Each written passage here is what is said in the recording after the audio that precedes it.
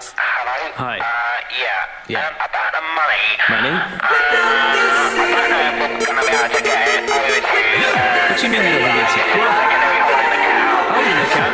We need to get into the other account. What? You know, with the state of the music industry nowadays, record sales and all.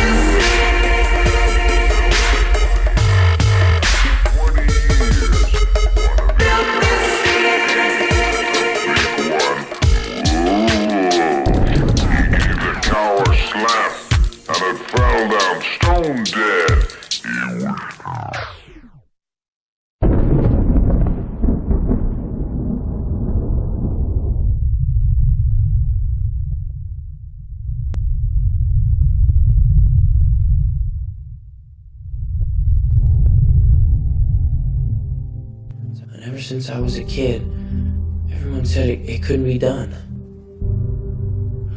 My whole life, people have been telling me what I could do and couldn't do. I've always listened to them, believed in what they said. I don't want to do that anymore.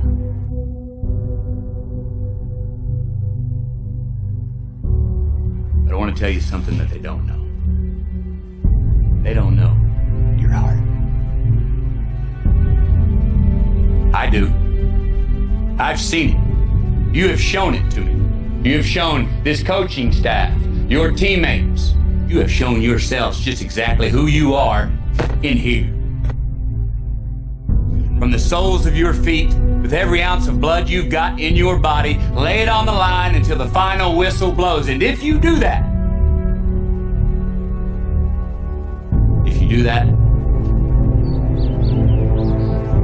we cannot lose. How you play today, from this moment on, is how you will be remembered. Inch by inch, play by play, till we're finished. We're in hell right now, gentlemen. Believe me. You know, when you get old in life, things get taken from you. I mean, that's part of life. But you only learn that when you start losing stuff. We can fight our way back into the light. We can climb out of hell. Every minute, every second. On this team, we fight for that inch. On this team, we tear ourselves and everyone else around us to pieces for that inch. We claw with our fingernails for that inch. Because we know when we add up all those inches, that's gonna make the difference between winning and losing.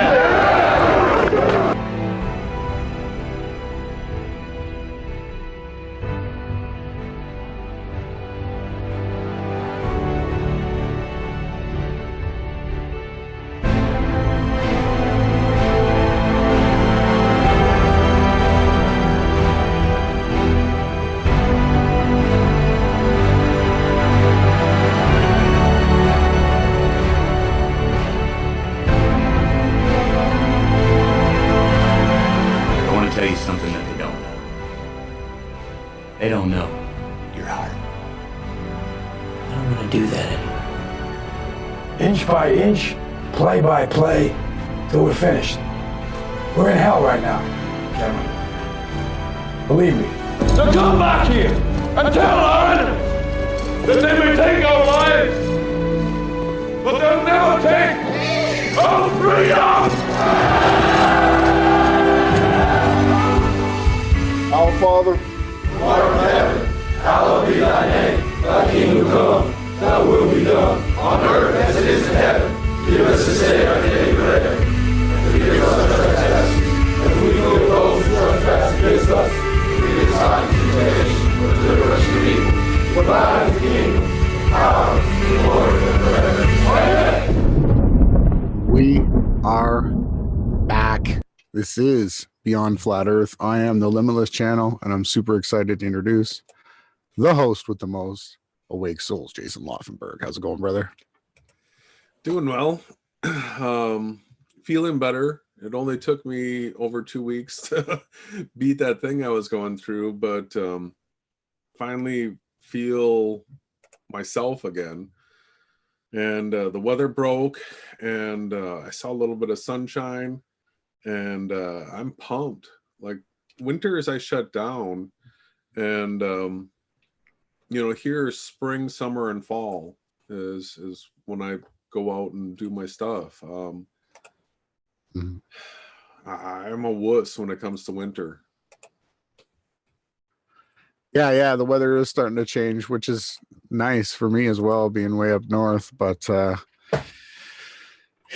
I'm looking forward to tonight. We might be joined, we might open it up to the chat. We might also be joined by Earth Focker, Flat Earth Focker, right? We don't know. He did commit to it sort of in a chat, in a comment section yesterday. Wow, we have been gaining new subs. I'm really excited to say that. You've gone up a couple hundred. It's nice, man. New people in the chat too, brother. You have any comments for the new people that are just joining us, that are stumbling upon our stuff newly? Well, these are well-earned subs. These would be people that, probably starting to realize, hey, there's what's going on with these popular flat earth channels and all. And we've been here saying this for years now, and people will see when they finally figure it out. They'll come over, they'll see, hey, these guys don't lie. They're covering things, showing what was actually said when it comes to varying maps and models and stuff like that. These guys aren't just like laying over and saying, oh, well, the AE map and model, it's a model we can present that sort of works.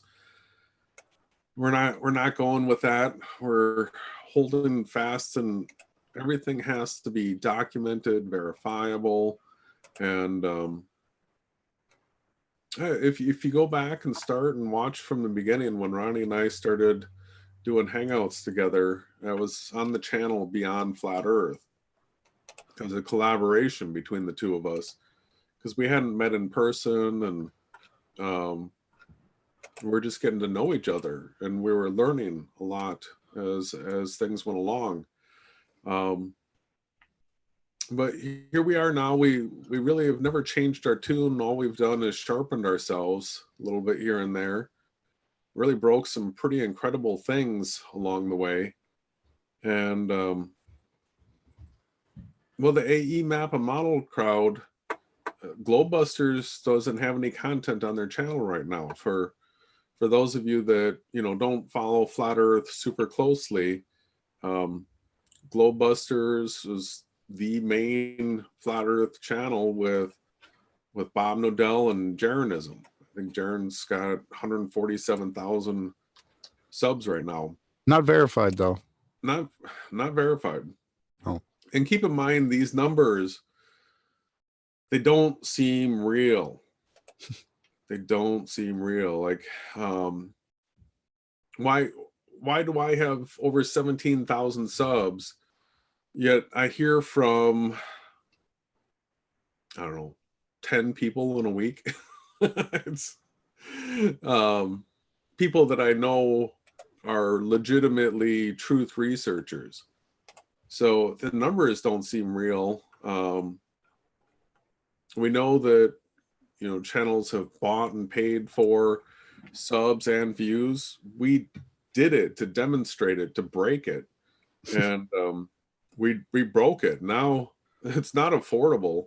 It was back when we were telling people, hey, this is what we're going to do. We're demonstrating how to do this.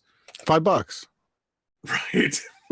All it took to open a, you know, like my analogy was back then, what we discovered was that YouTube is like a long set of piping that has water flowing through it. And there's a bunch of offshoots on both sides, but you have to pay to open those chutes that go off to the sides. They give you a one free path, but the rest of it, you basically have to unlock unless YouTube is, you're employed by them or you have your channel monetized. They're putting ads in. Well, verified means you're like management or upper class. Yeah, you work for YouTube. You're on the team and you get the check mark next to you. Yeah, you're in, right? That's ODD, Rob Skiba. I don't think Mark Sargent is, but either is Patricia. But they, like I said, their numbers don't seem real either. None of this seems real. But so the question is, you know, are the fake flat earthers, is it breaking? Are they finally, is that whole sham just going to crumble? And you know, seeing the content off of the 2 Globebuster channels, it's a positive sign, but the channels are still there, so chances are the content's just on private, and it's, they're going to republish it and remonetize it, and I don't know, who knows. But this model, we've got some clips. It's just become ridiculous, some of the things that they're doing to try to still support it. And well, we can show everybody how stupid it would be to follow along and support the AE map and model crowd. So we got some of those clips tonight. What else did you want to talk about? I got a few tabs to go through, just a couple of things that are interesting. And it'd be interesting if Focker shows up too. I don't know if he's watching. Ronnie said that you were interested in coming on and talking. That would be great. I like you. I think you're cool that you're a hockey player. Just seem like a pretty down and out real guy, and you do activism. You actually engage and share some of your flat smacking, and you know your stuff, except when you start talking about models. And so I'd love to come on and chat. You know, if you come on and we can chat a little bit. If you have any questions about the model, love to go through the problems with the AE map model. I know that you're into Mandela effect, and well, that's one of the things that we use as simulation realization. So hopefully we'll be nice. We're not here to chew you apart, but yeah, the footage and stuff that we want to go through, like we were talking about this last Wednesday.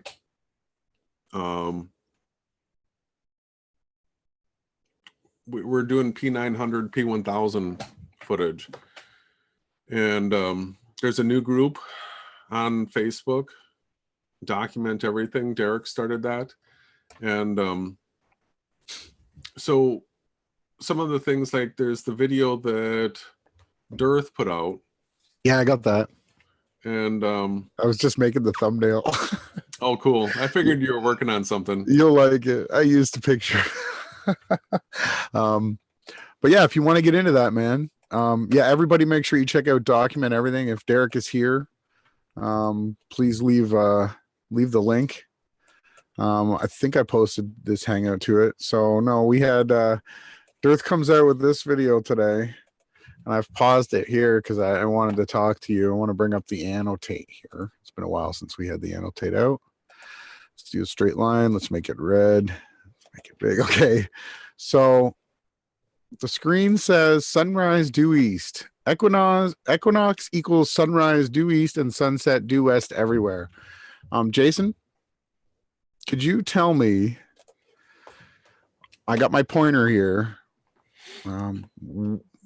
Somebody right here. Where is east? Where do I have to move my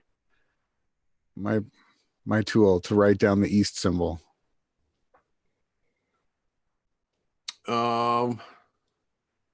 Well, if you're in Here? Asia, right there. I put the mark here. Right there. Okay, so what if I'm in Australia here? It has to be down here. Yeah. Right? Yeah, closer to the R and the sunrise. So the problem with this is he's saying this here is nowhere does this have the sun rising due east and setting due west. Nowhere. I know. It's so stupid. The compass has 360 degrees on it. And this is absolutely arbitrary. There's no questioning this, that 90 degrees is east and 270 degrees is west, and those make right angles to north. Right. So what these AE map and model people always do is they take a compass over a map like this, they point it at north, and then they go around in this circle and they say this way is east and this way is west. But because they're doing circles, it's absolutely impossible for the sun to be coming in at 90 degrees. It's always going to be coming in at an angle less than 90 degrees, right? Because it's doing a circle. And I mean, the equinox is just a fantastic time to destroy this. If it rises due east at 90 degrees east at a right angle to north everywhere on Earth, that means the sun and moon can't be doing circles. And this absolutely in no way works. This is like a circus tent that he's got rainbow symbolism spinning in a circle. It in no way matches any of the observations that we make on the ground. In no way. This is so it's so absolutely ridiculous. So this personal circle of sight here that we have, where it has the sky wrapped around an observer on the flat Earth here. Can you rewind it to the sunrise?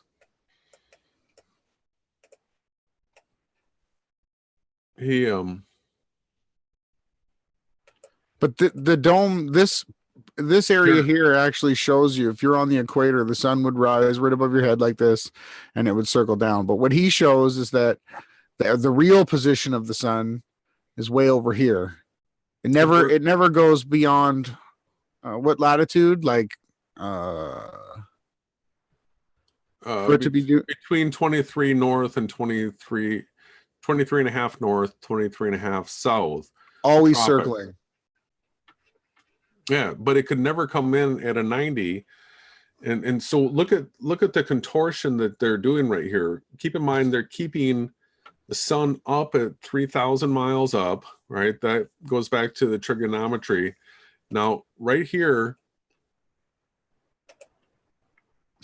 No, they're right just there. They're just messing around with it. If you go back, he stops it, and I think he talks about the sunrise, because it comes up right there. Oh.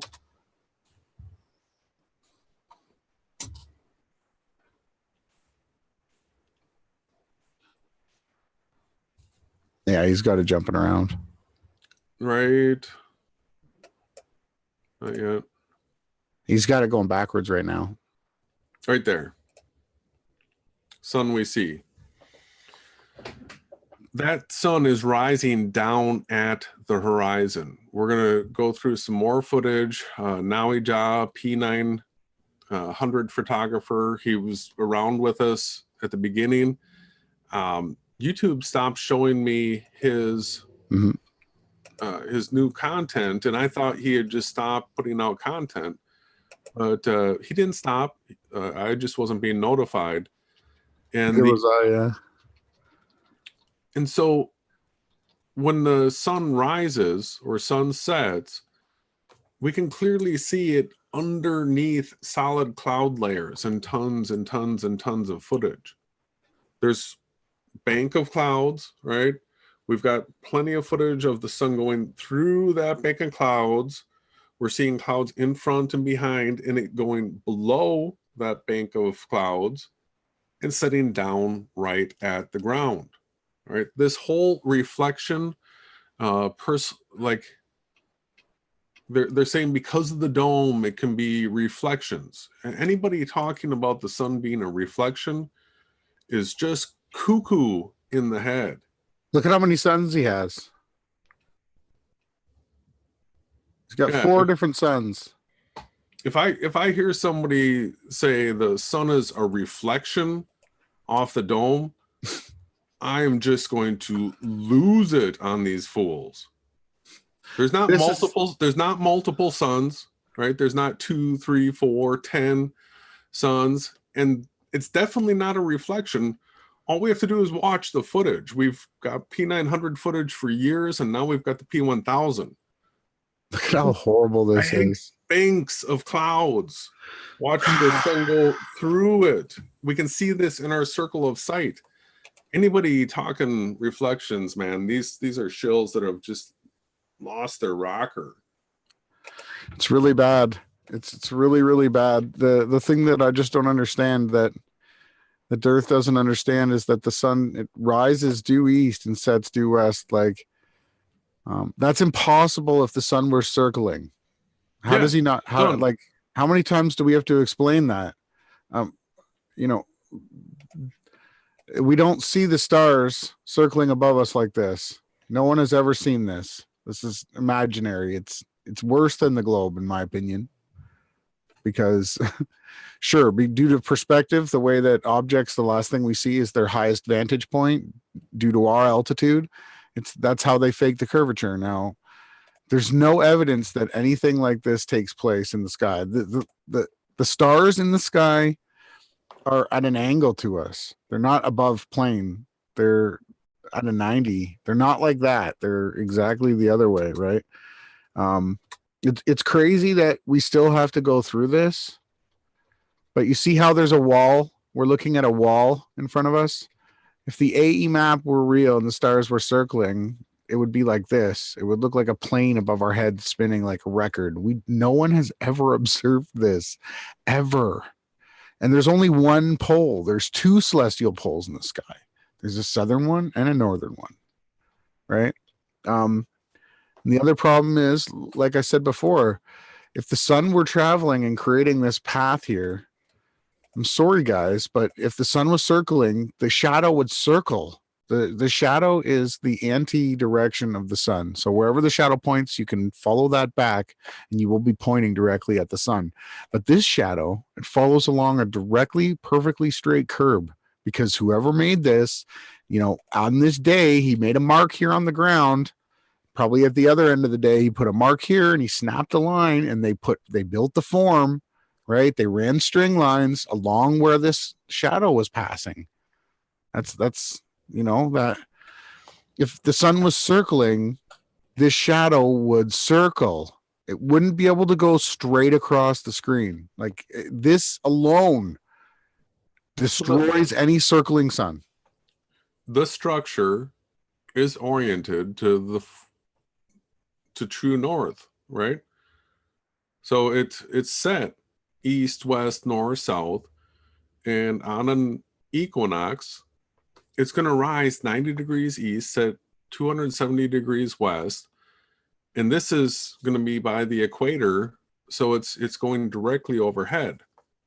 Well, actually, no, because This isn't at the No, equator. I think it's 10 or 18 degrees north. It's close though. That's the reason why it doesn't travel right down the middle of it. That's right. And at midday, we would have no shadow. Right. Right. This is aligned to the north, like you said. This right here looks like a celestial measuring tool right here. This is what this thing was built for. And it destroys the AE map. It doesn't destroy the flat Earth. It just destroys the fake map and model.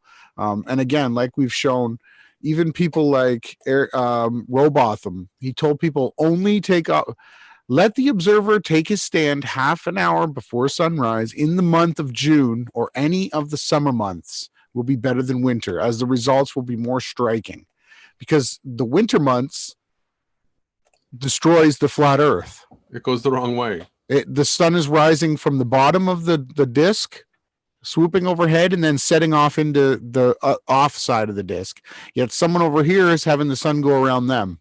And we've been go ahead. And if somebody says it's a reflection, I'm just going to reach across the screen and smack them, because we can watch sunrises and sunsets, and we can see the sun below the clouds. We can see it interact with the clouds. We can triangulate to where it is. We see shadows cast off of clouds, and we can triangulate to where the sun is and know that it's lower than a bank of clouds above it, right? And it's not a reflection. And even here, Robotham, who never went to Australia or the southern half of the map, said, but in the far south, the sun, even when moving in his outer path, can only throw its light to certain distance, beyond which there must be perpetual darkness. No evidence exists of there being long periods of light and darkness regularly alternating as in the north. That is an absolute lie. People in the alternating latitudes have the exact same as their northerly counterparts. Just 6 months later, it's flipped, and we can verify that because people online live down there or over there, and they have webcams. We've checked it all. It totally proves that Robotham was a liar, a fraud, and he was totally debunked. He couldn't even explain why ships were disappearing from the bottom up. That's how ridiculous Robotham was. But this is the last thing we'll bring up about the AE.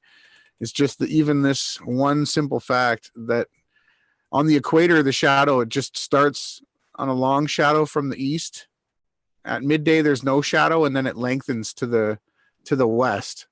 I mean, from the west to the east on the sun rise and set. And if the sun was circling, guys, the shadow would go around the sundial like this. It could never go straight across if the sun was circling. It would never do it.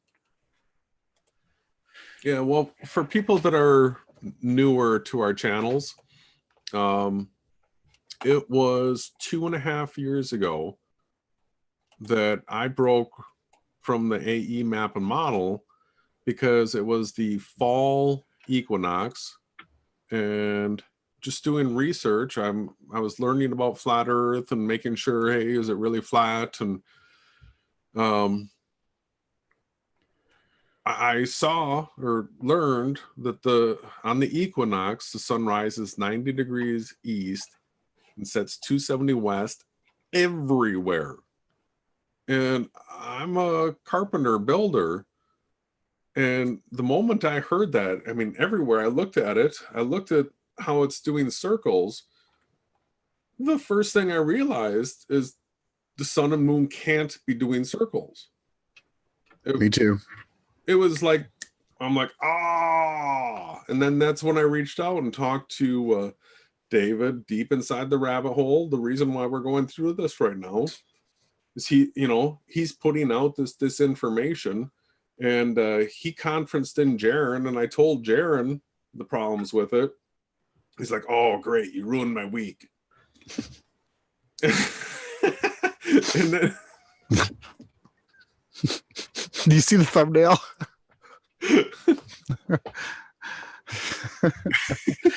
We are the real globebusters. Oh man. It's weird seeing myself in a thumbnail like that. It's good. We get the map on here. What was I checking for? Oh, there was something I was going to do. Someone was talking about leadership. No, Jason and I, we just do our work. We do what we're here to do, and you know, we don't need any earthly anything. Oh, there was something that I was going to do. I can't remember now, but we did have leadership. Yeah, that's what we're doing. We're taking a lead, and you know, the research that we've done has broken a whole bunch of big things.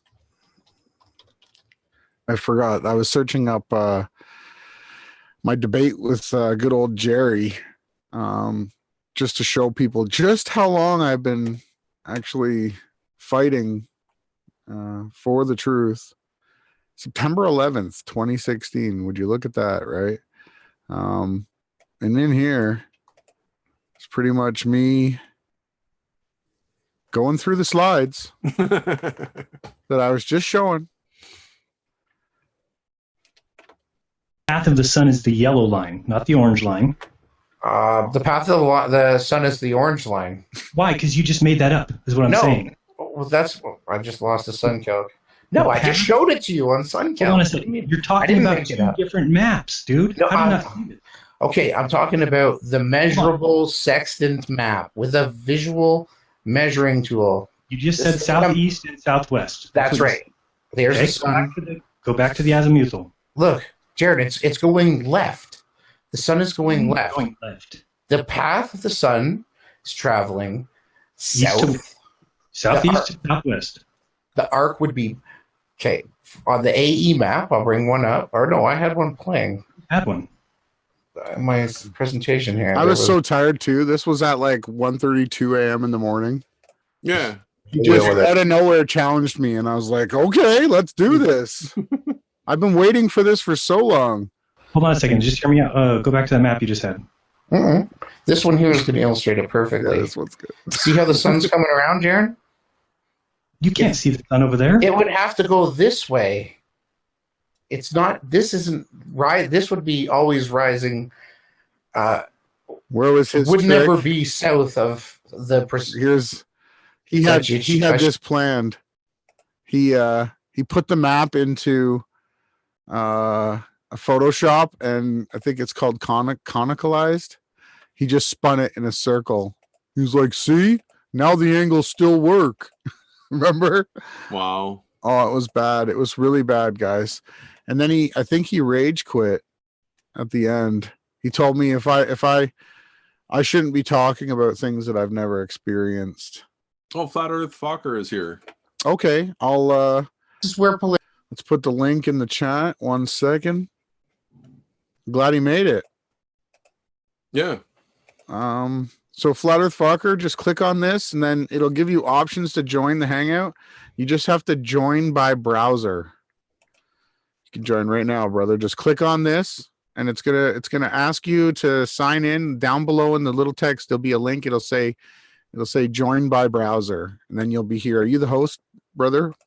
Yeah, I pulled up the. You got the participant. Yep. Okay.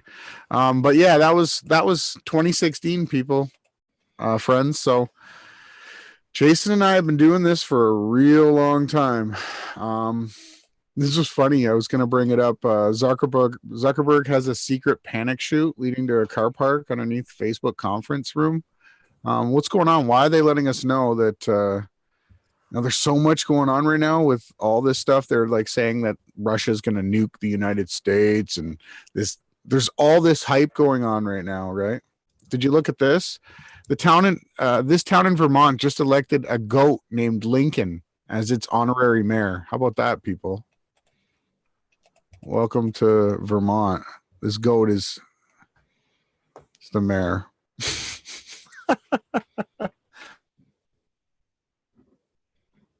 Any comments?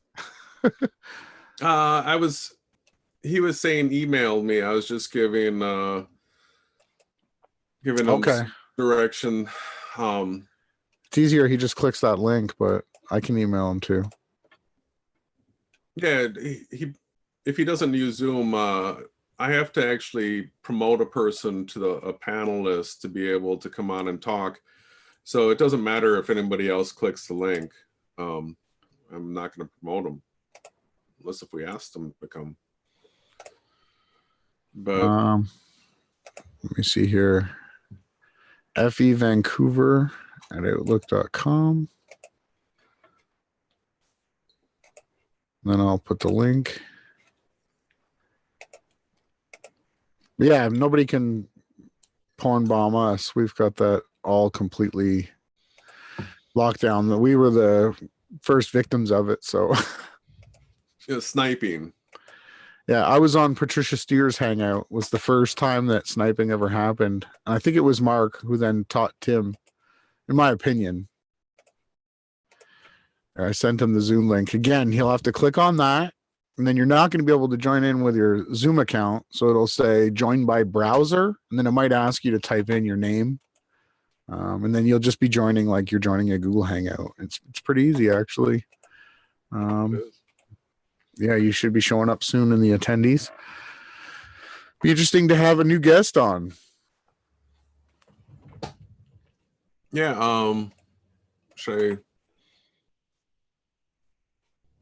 I was going to show... Oh, he'll join in a couple minutes, so go ahead, brother. I was going to show some of the yahawah. All right, so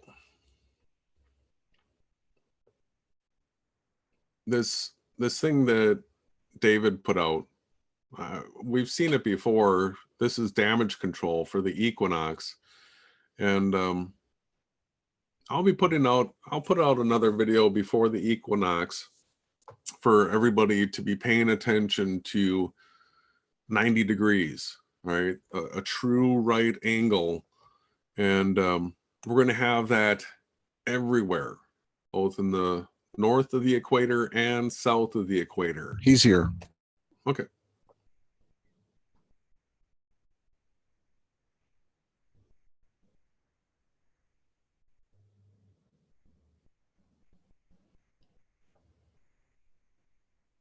Hey, how's it going? Looks like he stepped away.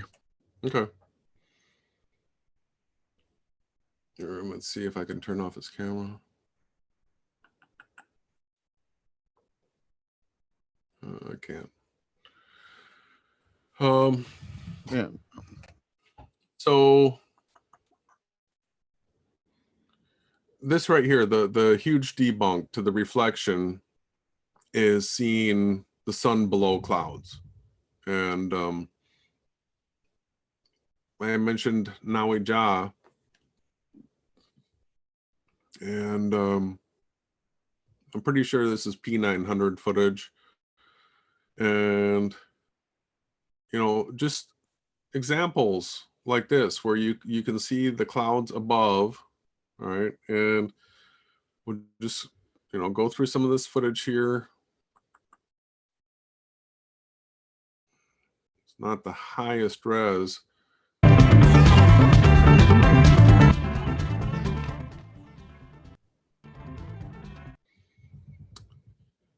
And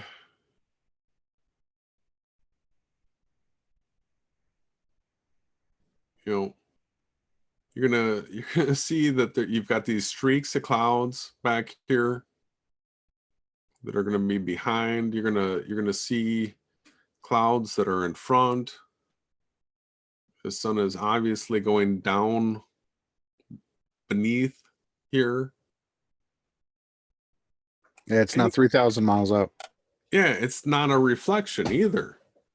I mean, Yeah, it'd be impossible for it to be projecting in between those cloud layers. Possible.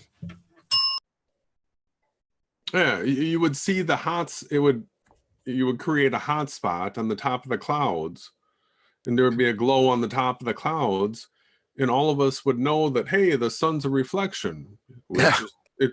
It hits down on the top of these clouds and it makes a hot spot. The sun's obviously a reflection. It's obviously not. No, it's right there in between all that. Yeah, at a fixed distance. And you can see the different depths of clouds here. And the places where it cuts through.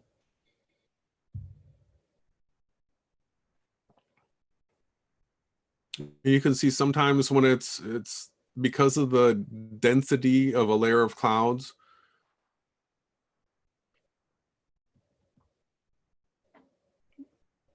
You can see when a cloud passes over the face of it, right? You see where it's on the face right there?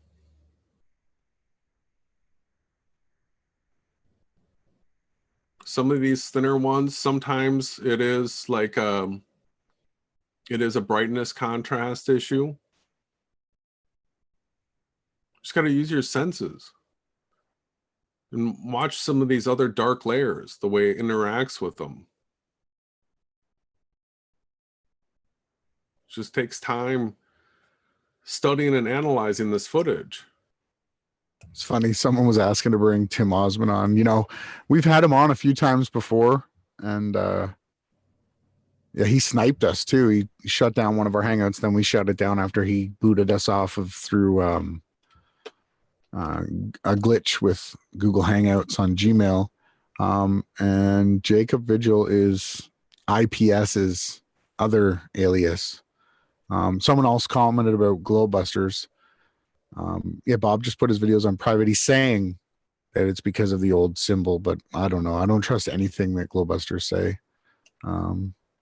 Jason and I said years ago, literally, that Bob and Jaron were purposely out, and Mark and Pat and David Weiss were purposely out to ridicule, mock, and make sure that as many people walk away from the flat earth truth as possible. They've done way more damage than even Eric Dubay. All Eric ever did was read Robotham, which we've debunked already tonight. But look at this image. This is incredible. Yeah, it's just fascinating to see how our reality works.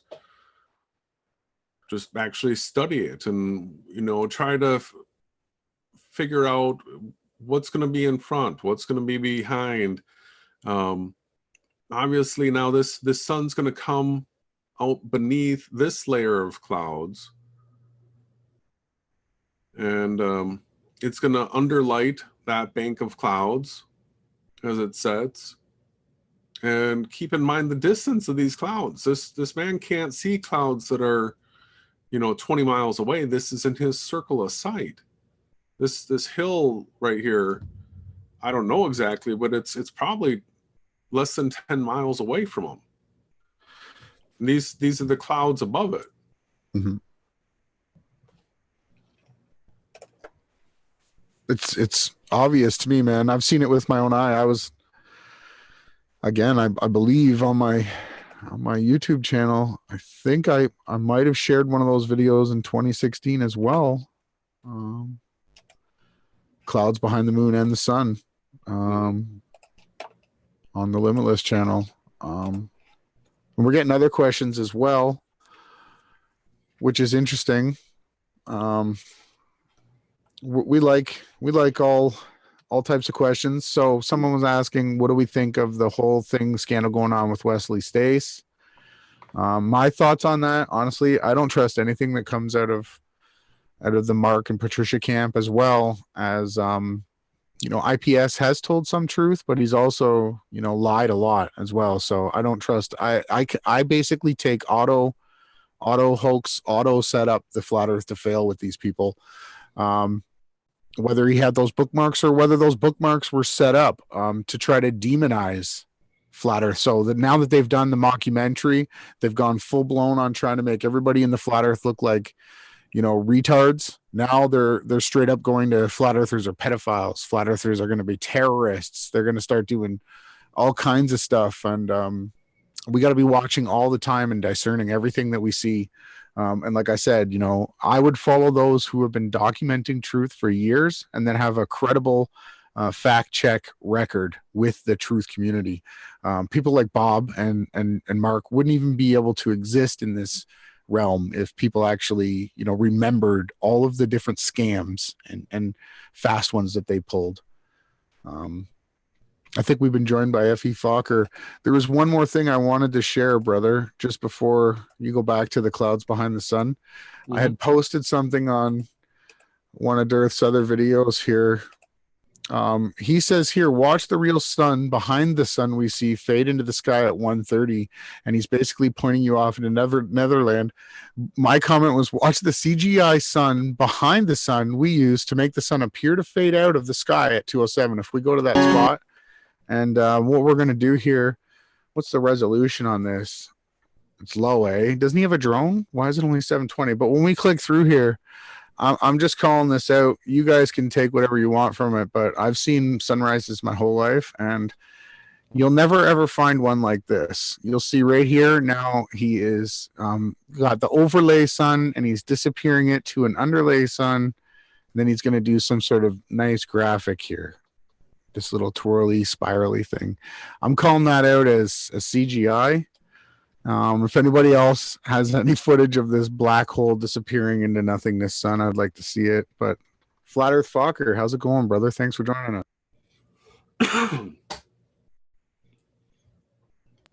Thanks for joining us. You might be muted. No, he's not muted. Maybe he doesn't. Does he have a camera, a microphone?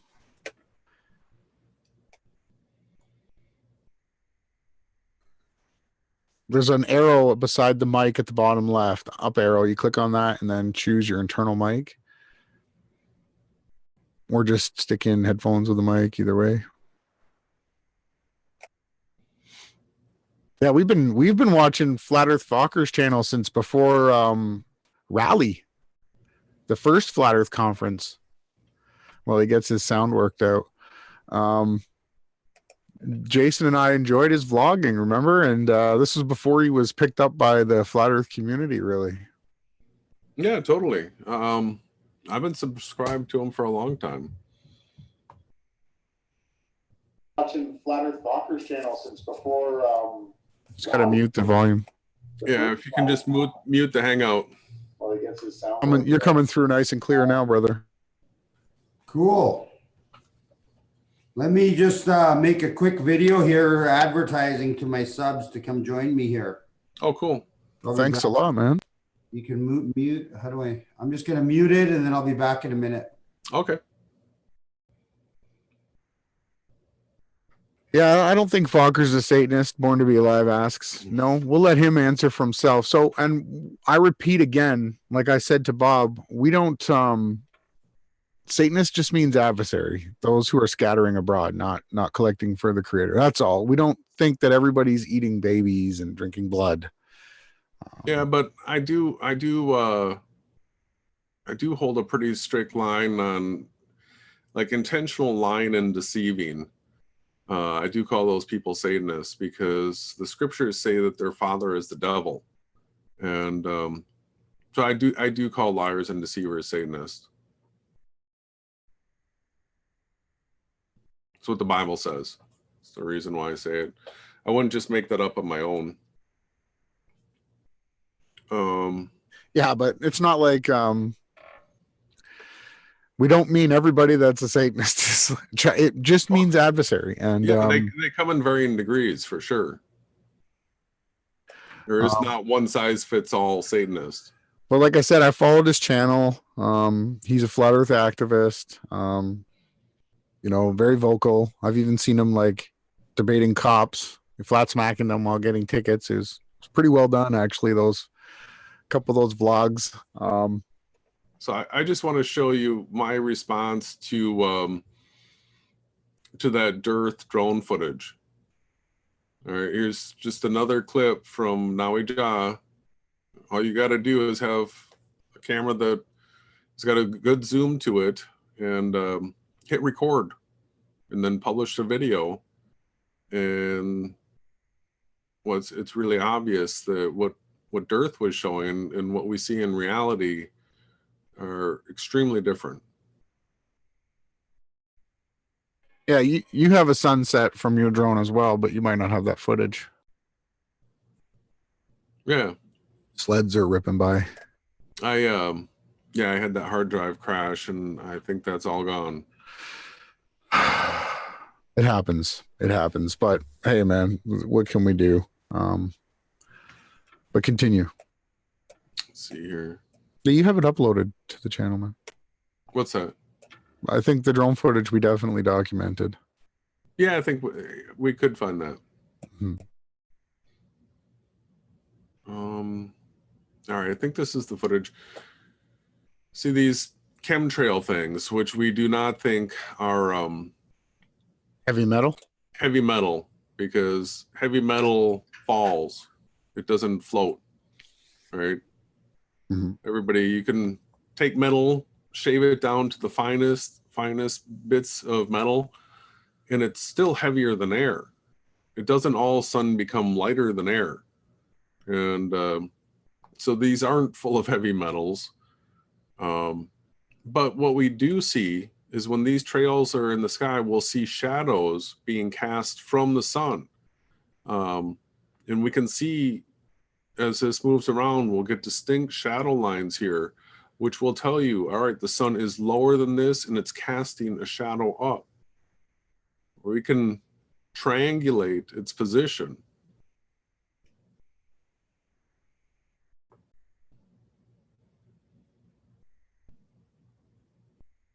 Q and Fee had some of the best like chemtrail shadows, and you could clearly see that the shadow was being cast up. So Oh my God. What's up? I can't type. Are you talking to me? Yeah, how are you doing? I'm doing great. Somebody's asking if I was doing a line of coke, I think, in the fucking chat. Crazy, I didn't see that. crazy people. Yeah, Oh.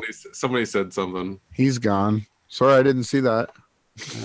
Good call. It's all good. I think it's kind of funny. I joined in and I had to finish some things off. I'm going to get distracted in about 5 minutes for about 30 seconds again. So That's all right. So I don't know if you heard any of it, but we were just saying that we've followed you for a long time, and you know, I like you as a guy. It's great to be able to talk to you in person like this. Oh, thank you. Thank you. No, I had it muted, so I didn't hear that. That's awesome. Yeah, I've seen you guys in the chat here and there and in the comments, so I appreciate that. You know, I try to check you guys out once in a while. I mean, I don't always get everybody's notifications, right? Yeah. Yeah, somebody blocked me on your channel, but that's okay, man. It's okay. I'm blocked in a lot of places. Are you okay right now, or are you still blocked? I'm still blocked, but that's cool, man. You know what? Sometimes the person that blocked you has to unblock you, but I got like 10 different accounts, so it's cool. I know it wasn't you. It happened. I can't remember. You were doing a bunch of live streams, and I think there was a bunch of people just trolling you, and ban. It happens, man. Like Jason was saying, it'd be a lot cooler if we could all play hockey. That'd be fun. Oh, that'd be awesome. Yeah, that'd be a highlight moment for me to get out on the ice with some flat earthers and see if there's any curve in the sheet of ice, or if there's any curve in our stick. We'd wear flat earth jerseys and everything. Yes. Yeah, it'd be great, man. People would say, "You live on this puck? You think you live on this puck?"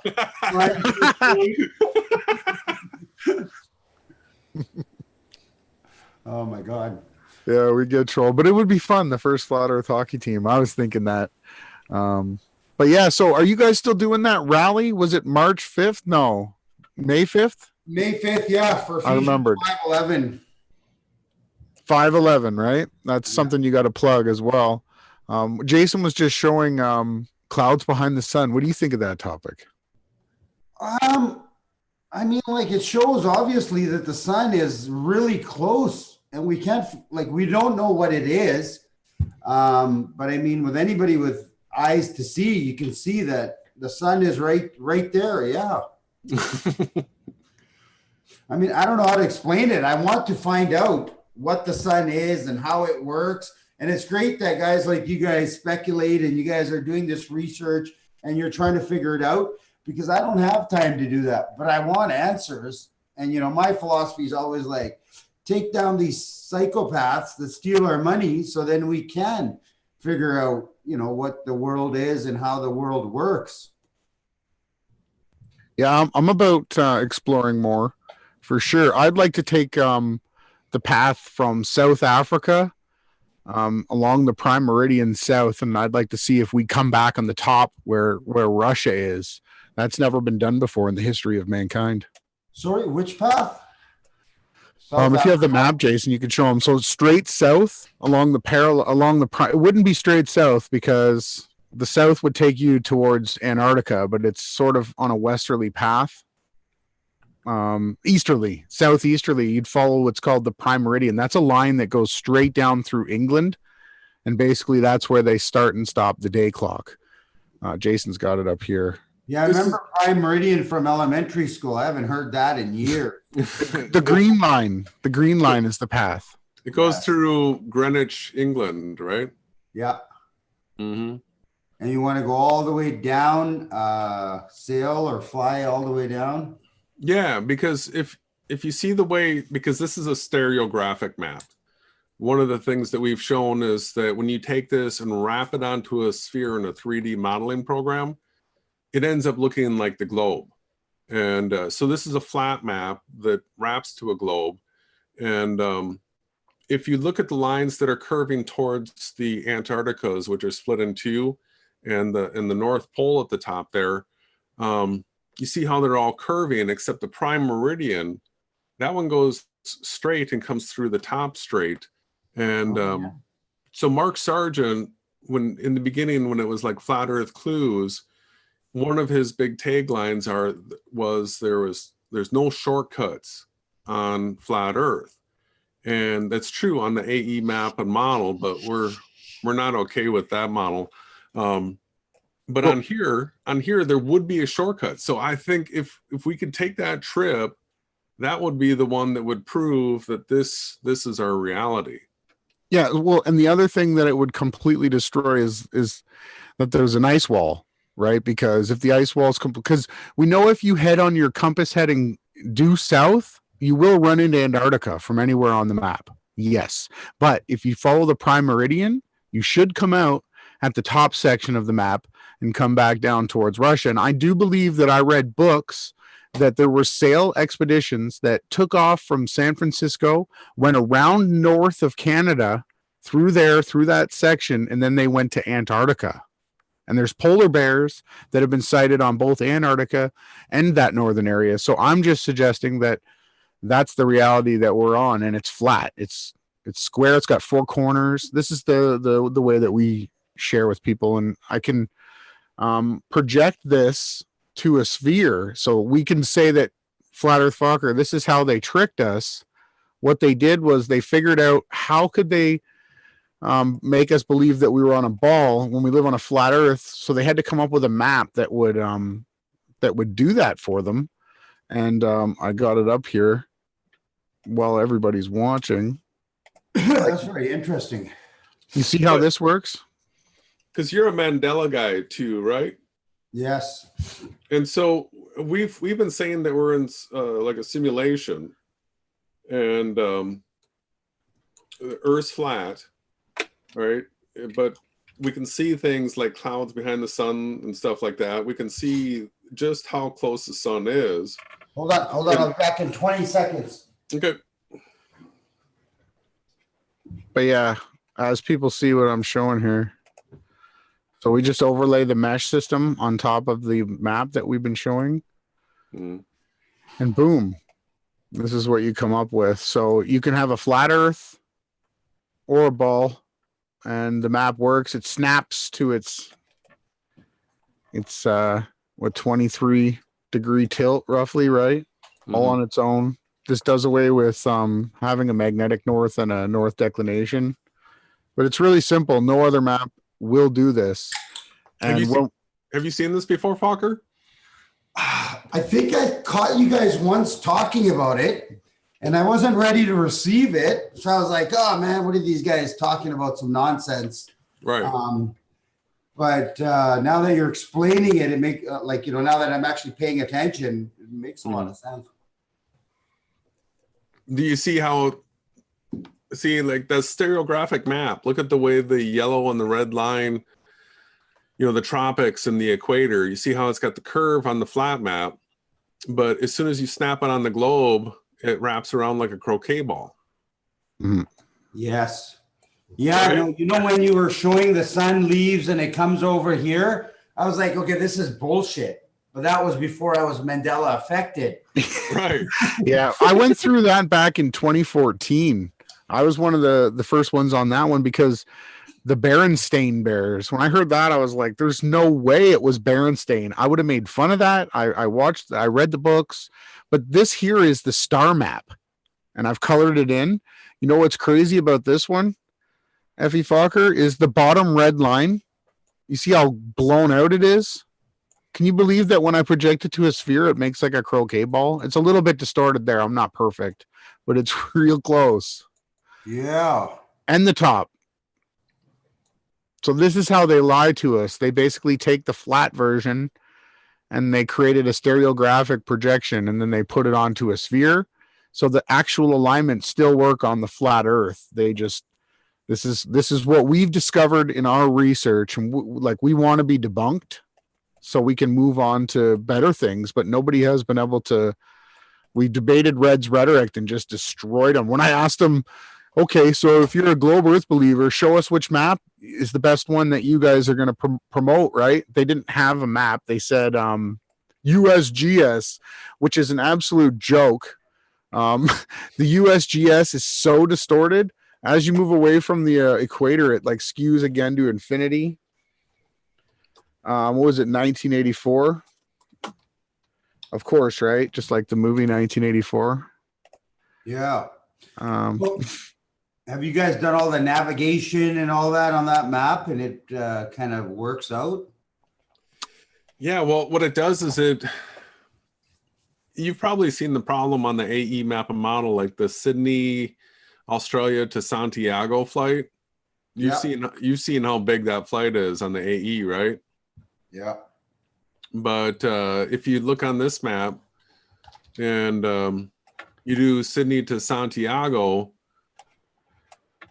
when you draw a straight line between those 2 points going across the sides of the map, right? If you go not going over Africa, but going across the outside edges there, with those straight lines, when you wrap it onto the sphere, it becomes a great circle route. Just like the ones that a pilot like Wolfie 6020 would show you.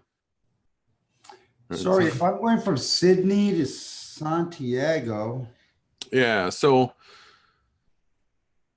it still doesn't make sense that they stop in North America. Not the direct flight between the two. Sure, I have a video, but I'll put you. There's a nonstop. There's a nonstop, but I don't think anybody's actually verified that flies, or has that been verified? John LeBon, right? Or was it Max Egan, that other show? Max Egan. Yeah, but he fell asleep. Like, you know what I mean? So is that proof he was on that flight? I don't know. Well, no, it was just more proof that everything that Jaron and Bob touches, because Jaron was the one who was live streaming that, remember? It just falls to pieces, basically. So everyone gets discouraged. Oh, no flat earthers can do anything right. Or what did Jaron say in the documentary? Interesting. Well, that documentary that got edited really poor. No, how could they edit the words that they were speaking, though, brother? Yeah, but I mean, like, he did say, let's just say he said that, like, you know, but at a different point or halfway through the experiment. Isn't that what his answer to that is? They're still kind of testing it out. That's his answer to it. Yeah, I mean, it's not I don't believe it. I like to give people the benefit of the doubt, but you know, that's just me. Well, we've been battling these guys forever over the AE map and model. All right. Yeah, I get it. I get it. I remember you guys commented very early, like, a while ago when I was showing that during my flats max, and you guys were like, that map is wrong. Stop using it. Right. Well, they're debunking flat Earth with that map specifically, is what we were trying to say. Yeah. I mean, there's holes in that map. I mean, I woke up with that map. It just, I don't know. You guys heard what, I think 2 weeks ago on Dell's show where they're giving me shit or giving us shit for using that map. When I learned about flat Earth, the AE map makes sense in the beginning. Of course, if you put it under scrutiny, you see the holes. But, for the first time to visualize something that's not a globe, it helped me out a lot. And I want to give people the benefit of the doubt. I want to give people the opportunity to get rid of the globe, see something differently, and hopefully they have the brains to understand after that this is not an accurate map or a correct map. Yeah, well, it's the circling part that's the big problem. It's not the map part that's the problem. So that's what we were talking about is the circling, because it has the sun and the moon doing circles, right? Yes. But we're coming up on the equinox, and the sun's going to rise 90 degrees east and set 270 degrees west everywhere on Earth, both north of the equator and south of the equator. Yeah, I think that's what happens here in Vancouver. Mm-hmm. No, 2, 3.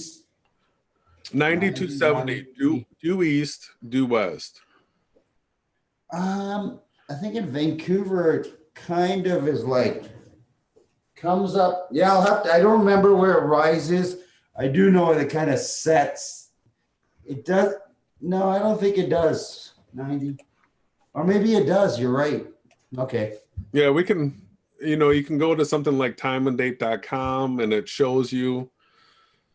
And it doesn't matter where you're at. You can be the farthest north, like super north Canada, all the way down to the most southern Argentina. And it's gonna be 90 to 70 everywhere. That's what I hear.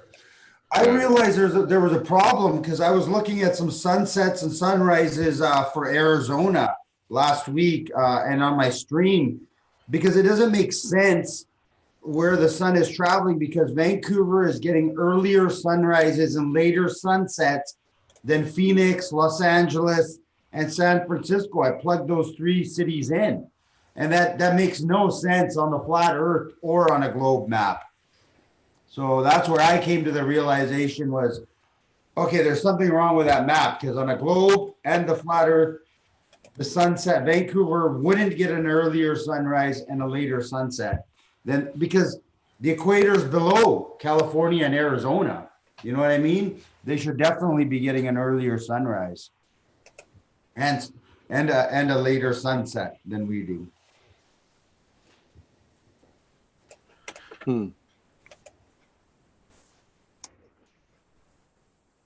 Is that what you're talking about? I'm just looking at the map right now, looking at Vancouver to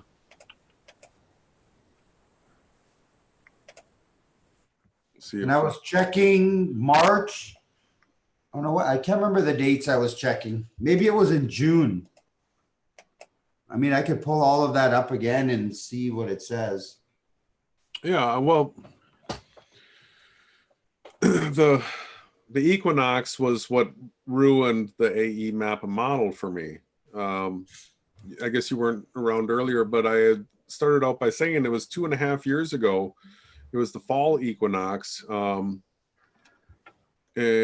I found out, I just learned that it rises 90 east, that's 270 west everywhere. And I don't know, just being a builder, construction guy, I was able to easily go, well, 90 and 270 are right angles to north.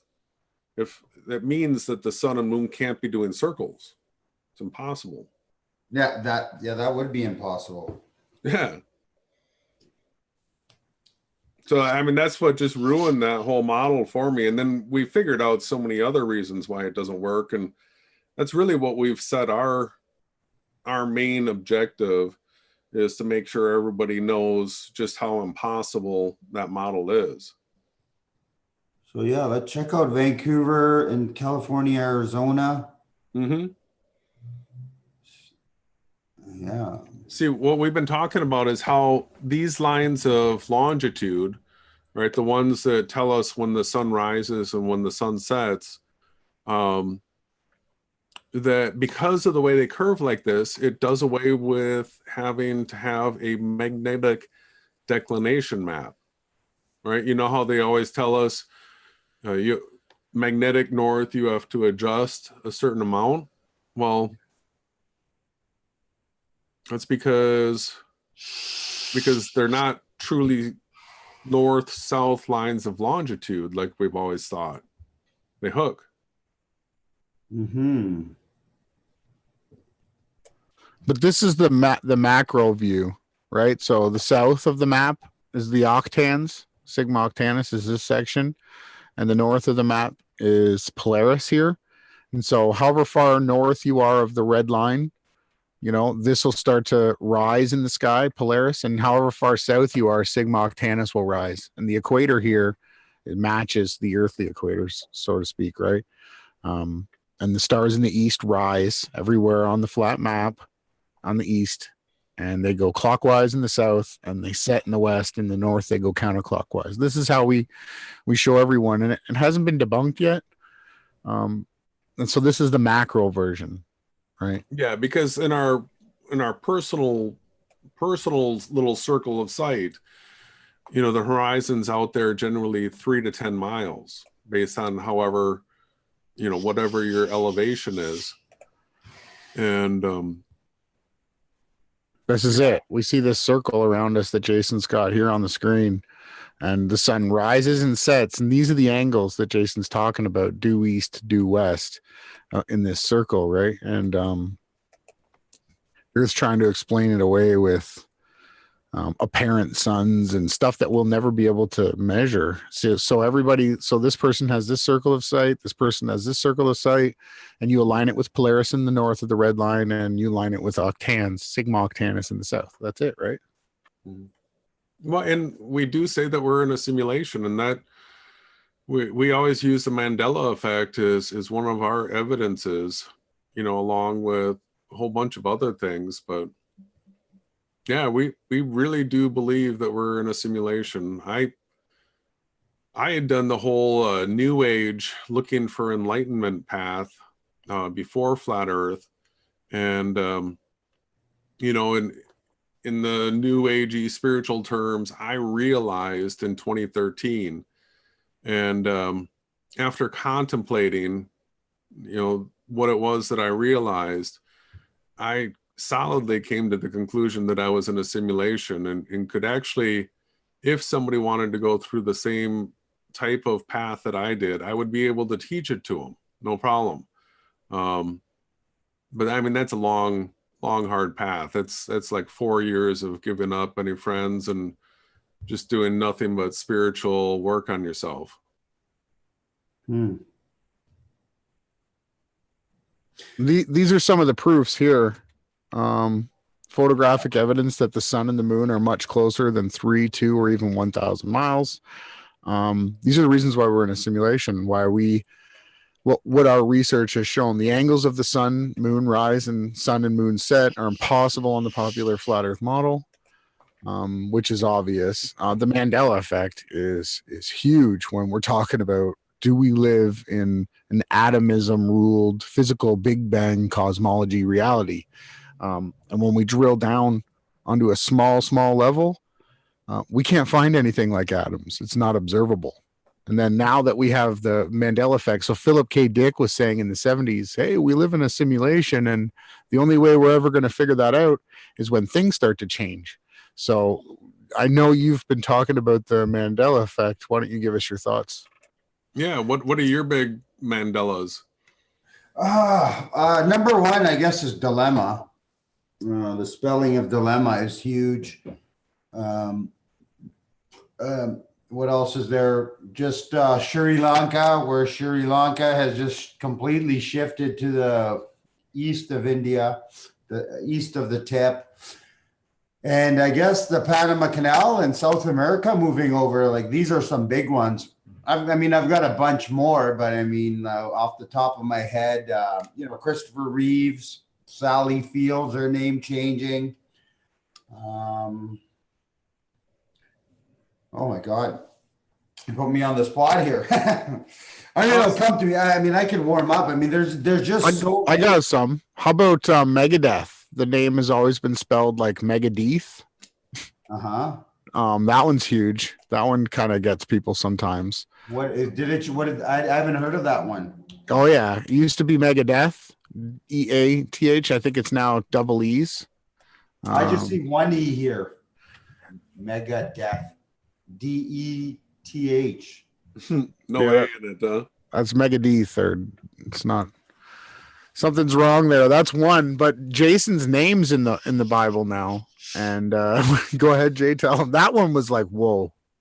Well, there was all the like pop culture Mandela effects that I was just like, wow, I remembered this and Luke Skywalker, that kind of stuff. But then when the Bible Mandela effects came along, there were some scriptures that I knew really, really well that had changed. The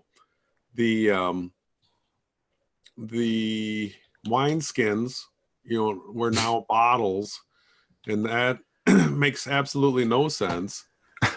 And and the thing that really got me was that this was changed in like printed ink and paper Bibles that were sitting in people's homes, like, and it's different now. So the Mandela effect, how it could actually change what we think of as material reality, the ink and the paper. That's what really started to get me going with Mandela. And it was on things that I had in my spirit. I was 100% convicted that it was wineskins, not bottles. I knew that. And The Lion and the Lamb was another one that you were sure you had printed up, you said, right? Yeah. And I got my parents on those ones. And my name's, Jason. My brother's name is Adam. And we grew up in a Jehovah's Witness house where it's, super biblical. And so I remember asking my parents why I didn't end up with a biblical name and my brother did. And now one of the Mandela effects that I heard about is that the name Jason is in the Bible. And I knew all through my life that there was no Jason in the Bible. My parents, nobody ever thought that the name Jason was in the Bible, but now it's in the Bible. So that one super convicted me as well. And I think it's a huge part of this whole simulation thing. I mean, have you ever really given any thought to how the Mandela effect could be possible? Well, like I said, I mean, I've been Mandela affected since about early November, so it's not that long. I'm just trying to stay positive with all these changes. And I'd heard about it for two years, I guess, shortly after I got into Flat Earth. I just thought they were logo changes and it was gaslighting. I didn't understand what it was until I started hearing people say things like you said, things in their possession. Movies, Bibles were changing, had changed. What's causing it? I mean, I just got to say God is causing it. I mean, that's the best, most positive, explanation for me to continue my life with. You know what I mean? That God's testing us to see who's awake, who trusts themselves, who trusts their memory, and who's noticing these changes. So I'm gonna say God. Yeah, right? Well, I say a lot of these changes, the way they look like find and replace. You've surely with your computer gone through documents where you do a find replace, where you find all these instances where this shows up and then it replaces with this. Yeah. So we have like a perfect modern day example of how these changes would take place, and then if we're maybe in a simulation, I don't know. That's where I take it. Well, another one I discovered 2 days ago was days in a year. I always remember as a kid, days in a year, you kind of remember 364 days, 365 in a leap year. I had never seen 366. And then a few years ago when I was looking it up, how many days in a year, I don't know why I kind of looked that up, and leap year, I heard about it or something happened. 366 looked so foreign to me as days, the number of days in a year. And I didn't realize, so I've had a lot of these things where I just said, I misremember. My memory, I was wrong about 364. Why am I remembering 364 and not 365 and 366? I mean, I don't know. I mean, I think that's a Mandela effect. Apparently in the community, people are kind of iffy about it, whether it's a Mandela effect or not. But I mean, how do I misremember something like that as something that I pay attention to? Like, it's one of those things like the spelling of dilemma. These are things that you pay attention. And I know how that number was. I use that in my life and these things in my life, right? Yeah. Why didn't they teach us that, because I had issues with spelling growing up. I didn't really like doing longhand and spelling and stuff. But the word February is actually February. Yes. And like I always remembered it February. They didn't teach me February. I do, that one's kind of iffy. Like, I don't know if when that showed up, I always thought it was weird that there was a silent R in February. You know what I mean? Why put it there? Yeah, why put it there? Yeah, and Wednesday. Why put a D in Wednesday? Nest day. Like, there's these weird things in the English language that make no sense. Totally true. There's so many. Jason also does this, basically teaching this non-duality. It's a complicated topic, but it's one that what I told you about that reaching enlightenment, realizing that we're in a simulation. All the bright lights and the new agey stuff. It's a bunch of hoopla to sell books and stuff. If you really get serious about seeking enlightenment, what you'll figure out is that duality is a hoax.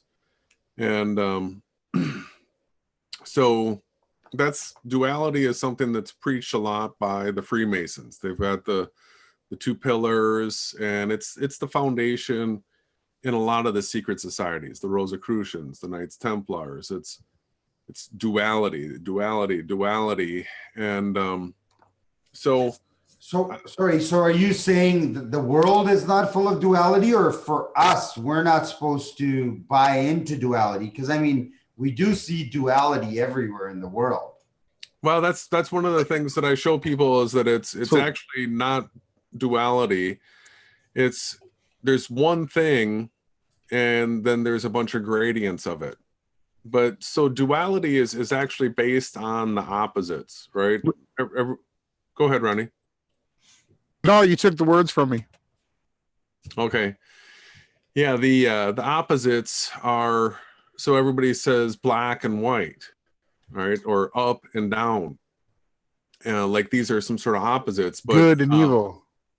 Yeah, but they're actually the whole notion of opposites is a farce.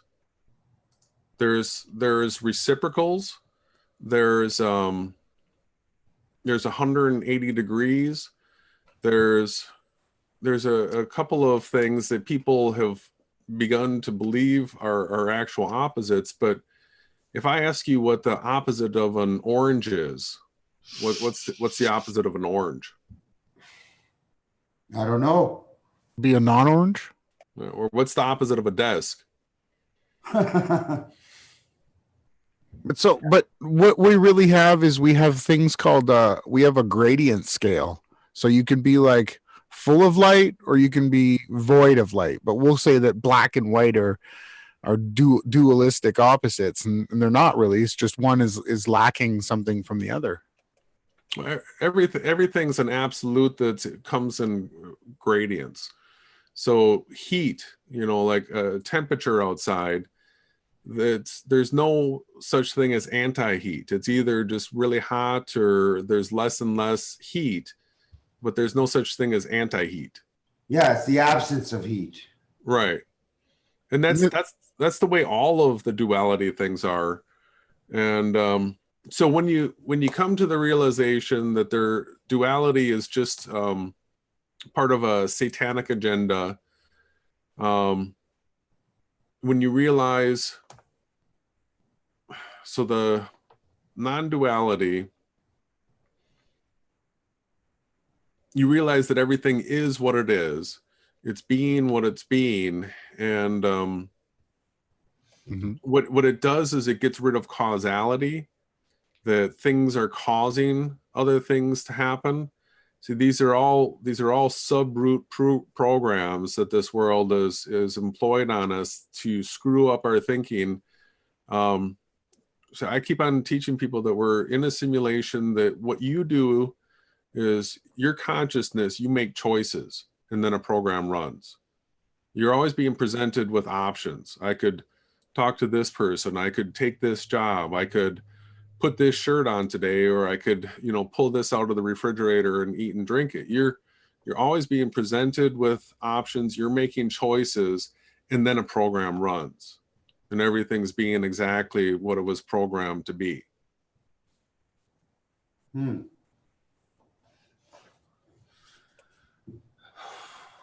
That's interesting. And then Right? Go ahead. Sorry.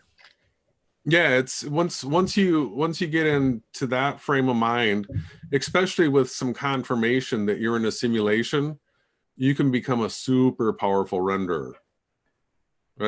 So that's what I was going to say. The proof that we go out and test this with is we hold things in our minds and we watch them manifest in reality. So if we want to build something, we build it in a 3D modeling program, and then we actually build it in the real world. And we've found that this is the best way to learn knowledge. So like, you are a flat earth activist. So when you're not out trying to share the truth with people, you play it in your mind and you think of responses and answers and questions, and you practice it, right? And then what you're doing there is you're manifesting. And like you said before, you try to focus on the positives with the Mandela effect. Instead of being in fear, you're manifesting, okay, this is getting real. This is awesome. And you're actually manifesting positive things that way. Yeah, it's like the law of attraction almost. So then the law of attraction becomes true in a sense. You know what I mean? Oh yeah, that's true. Yeah, that's a lot of these new agey things like that have a reality to them. They've just been packaged for resale, especially without credit to the creator of this world. Yeah, they're like roots. They're like seeds that took root in gravel. They spring up quick, but then the sun comes out and they burn up and die because they're not founded in rich soil, which is the scriptures. So that is, I have heard you talking lately about the scriptures. You were raised Sikh, right? Which I'm Canadian. I'm from Toronto. I one of my hockey arenas was like 50% Sikh. They had a Sikh hockey team, really good too. But I've heard you talking about Christianity. So what we found is, in this reality, there is what we could call a book of life, which is like, on a hard drive, you'll have a file that'll look like a bunch of books. So it'll have all the videos that of all of time. And we found that the scriptures are the most verifiable, reliable source of truth that we found inside the simulation. What do you think of that? So what do you guys think of all the different versions then of the Bible? Well, you got to be a good researcher. And if there's a verse that you really need to know exactly what it means, now we can go to the interlinear. So you just look up that verse, you figure out which word it is that you're looking for, and then it'll tell you the Strong's concordance number, and it'll tell you the options for the original word, what the definition of it could be. And so you just got to double check if it's a verse that's like in question. The average ones you can just sort of fly right through, but once in a while you need to dig down. Yeah, I think, I went through the whole New Age thing and just submitted to it, thought it had all the answers. I think it does help someone, you know, like if we're coming and we're completely lost in a materialistic self-gratification, you know, youth, the new age can be used as a good stepping stone. And of course, well, there's a lot of people coming from that avenue. So if you've got a background in it, you can relate to them. Well, exactly. It's just sad that people that get lost, stuck in the new age. You know what I mean? Yeah. So yeah, no, I'm thankful for it. Sometimes I think, you know, when I was kind of had submitted to the new age philosophy, my life was better. You know, I was happier. And then it's all, sometimes right now I think, well, I'd like to go back to that, but you can't go back to that knowing what we know. I don't think it would work knowing what I know right now. You know what I mean? I wouldn't find that same kind of level of satisfaction or contentment anymore. Yeah, flat Earth sort of took that innocence away, didn't it? Exactly. So there's another topic that I'd like to get your opinion on, F.E. Focker. So we know that there's so-called conspiracies, which are really, plots that people have made to pull the wool over our eyes. You're out there, arguing everybody in your path. But you do a good job at it too. Do you understand that there are traps laid as conspiracies inside of conspiracies? Like the 9/11 is a perfect example. What are your theories on planes, no planes? That's a conspiracy inside a conspiracy. Oh, definitely. I mean, the layers are many. You know, I've from when it first happened, like how many different point of views or truths there are within that. Again, it comes down to, I see that now, right? Years later, I think I have an open mind, hopefully, maybe not right away, but some people just get stuck in one kind of a mindset, and it happens to truthers and conspiracy theorists and flat earthers. You know what I mean? They just get stuck in one avenue. It's like the analogy I always use is, you know, you're climbing up a mountain and then you look out and you see a beautiful view and you're like, oh, I made it, where you can't see behind you. And somebody's like, no, come up here another 20 feet. The view's even nicer. And you think it's steep and scary, so you don't want to go there. You know what I mean? But if you do go up there, it's not that hard to climb that extra 20 feet. And yes, the view is so much nicer, or you see so much more. And the same thing's happening, with all these conspiracies. They definitely know that if there are physical beings that are, causing all of these conspiracies, I guess if it's not the Matrix, if it's not God playing with us, or if it's not Satan, messing with us, if it is physical people doing it, they kind of like give you kind of layers to see who has a discernment to see past the first kind of little bit of truth that we're presented with or able to see. You know what I mean? Does it make any sense? It does. There's other levels, right? Well, and I want to say in the most polite way possible that within flat Earth, the AE map and model, it doesn't work. It's just riddled with holes. And then there's all this evidence that we're in some sort of a simulation. And I love the fact that you've been Mandela, because I know that's got to hit deep within you. If you've been convicted by some Mandela effects. So, this is what we do. We take it back to who created this place too. We're firm Bible believers. We're watching for the return of Yahawashi. We know that the name Jesus was created by the Jesuits. We're truthers. We're researchers. Yeah, you guys keep exploring, right? You're pushing the limits, and that's what you got to do. And if you walk down the wrong road, if you got some options here and you think this is the right road, you walk down and it's a dead end. Hey, you'll walk back and say, okay, now I got to pick a different road. Exactly. Well, look at this evidence. When we were in the debate against Red's rhetoric, when we absolutely destroyed him and Sean Hufford, it was embarrassing, actually. They didn't have anything prepared except for Red's turned some 666 thing. This here is a professor. His name's Dr. George Smoot. And he sent up a balloon with a camera on it that takes pictures of temperatures. And so we know it's not some satellite in space, right? This is an earthbound, balloon-borne experiment that he did. And they analyzed the pictures. And what he did is he said he ran thousands and thousands of simulations. And when the data came back, he would be able to tell by the variations of heat map. And he would know if the Earth was like open, like a concave, or if it was closed like a sphere. And all of the data came back that we lived inside of a flat plane where everything in the universe, let alone the flat Earth, the sky, every bit of light actually comes into our eyes. Therefore, our universe is flat. The density and parameter is 1.0, right? So the other interesting things are, so now that I've got you on here, I'll ask you, I know you're probably going to be a simulation denier, Flat Earth Focker, and a lot of people in the chat, but have you ever played a video game? Not since I was early teens. But you did, right? Yeah. Did you play against a simulated player or players like other people? Other people. Never against like, just a computer game or video game? I guess some of the games, yeah, it was against the game itself, yeah. What role did you take? Were you a pawn? Were you a hero? Oh, always the hero, I guess. And then in life, you have the same outcome, right? So it goes on to say, if you were a social scientist, would you like to run realistic simulations to test and develop theories, right? Isn't that how we figure out what's true and not? Sure, yeah, I guess so.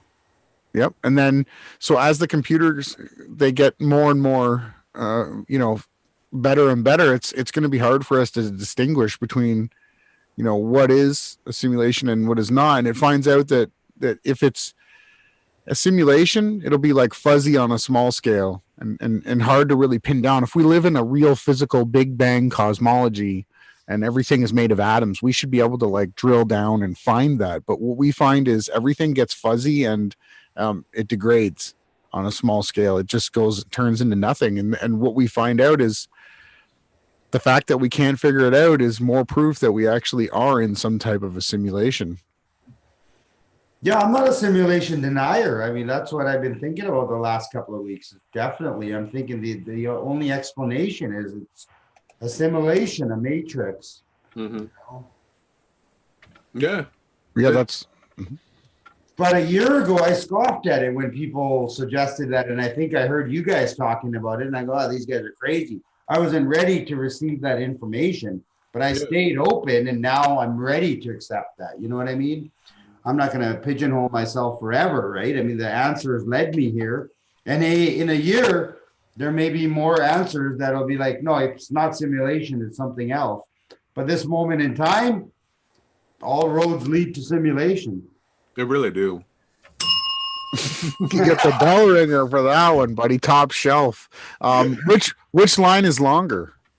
They're the same.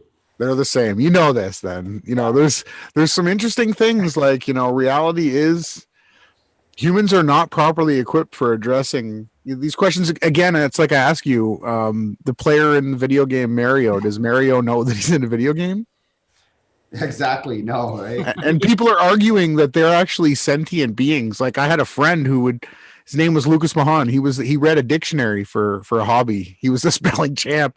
He would just run Mario into the ground and the hole and like, ha, you kill him. And he'd be like, oh, right, kill him, right? It was such a weird example, but but he understood on that level that he was abusing that character there. And that's the ethical question that people are starting to ask now.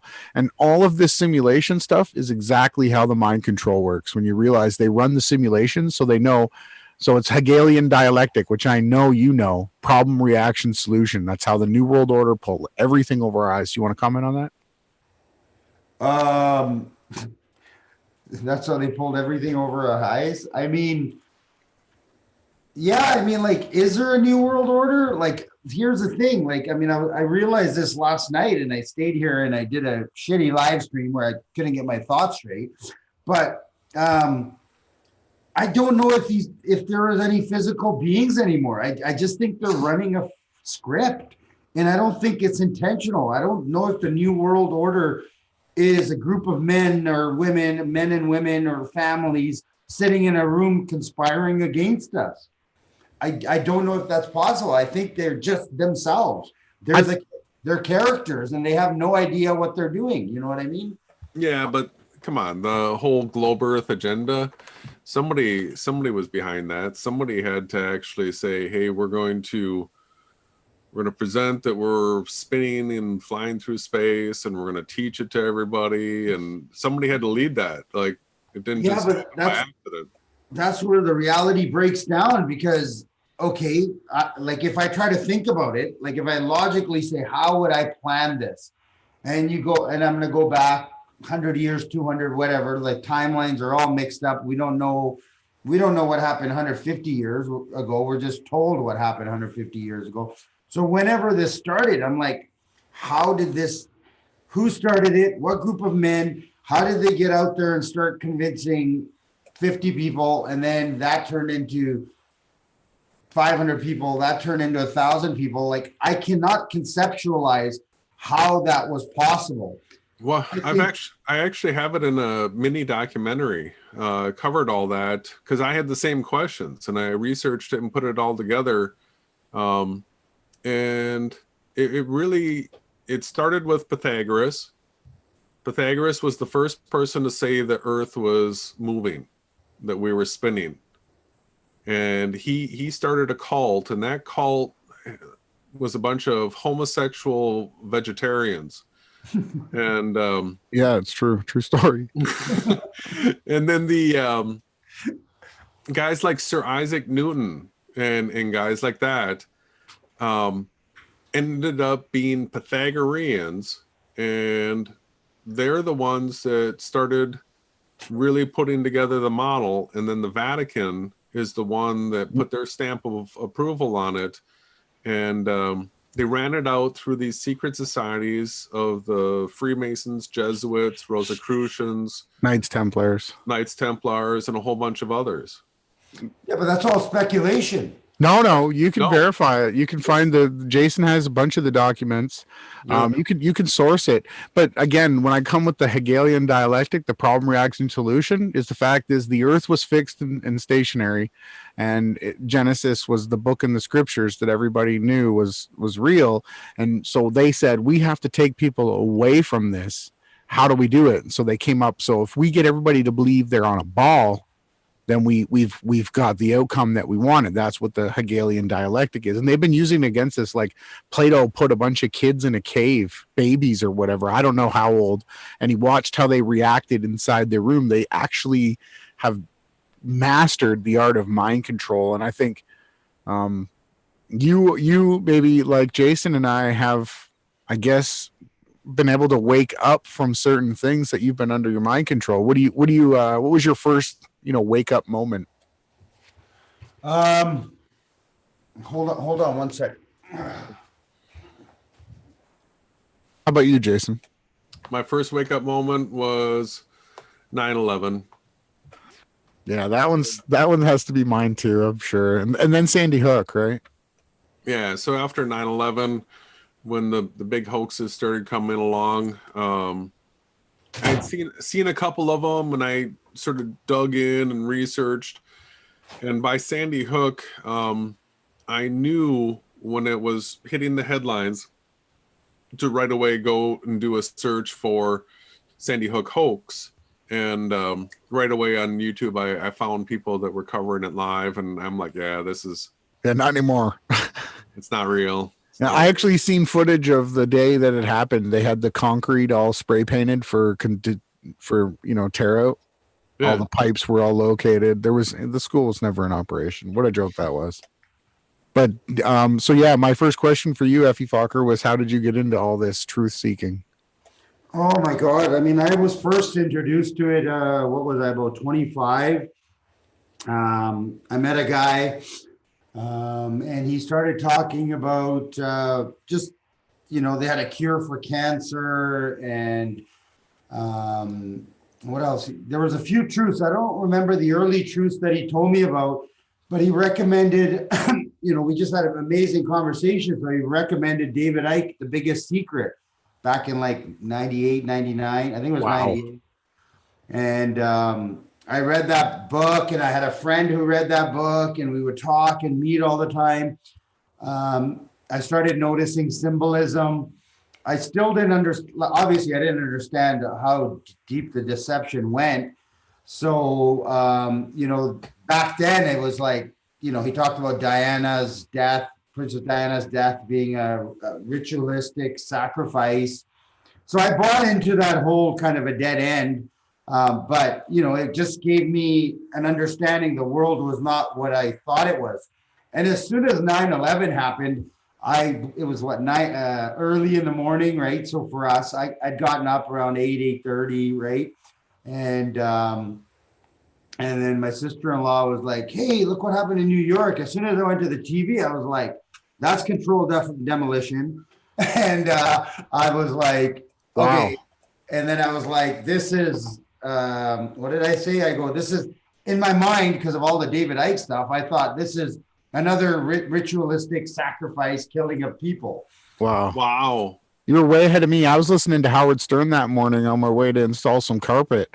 And we thought that it was, terrorists that Bin Laden sent from his bunker. Yeah, wow. So, but here, the thing is, like, you're a young guy. I'm out there, drinking, partying, trying to get laid and playing sports. And like, you know what I mean? I want to play hockey. I want to do this and that.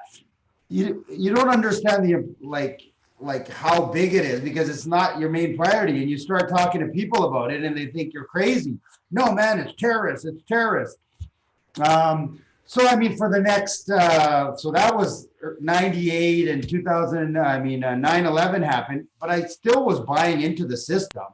I still believed a lot of the system in the matrix. Slowly over time, I learned about, vaccines are bad, chemtrails. A friend of mine somebody I knew told me about vaccines and chemtrails, and that was new to me. And that was like, I can't remember exactly, maybe 2007, 2008.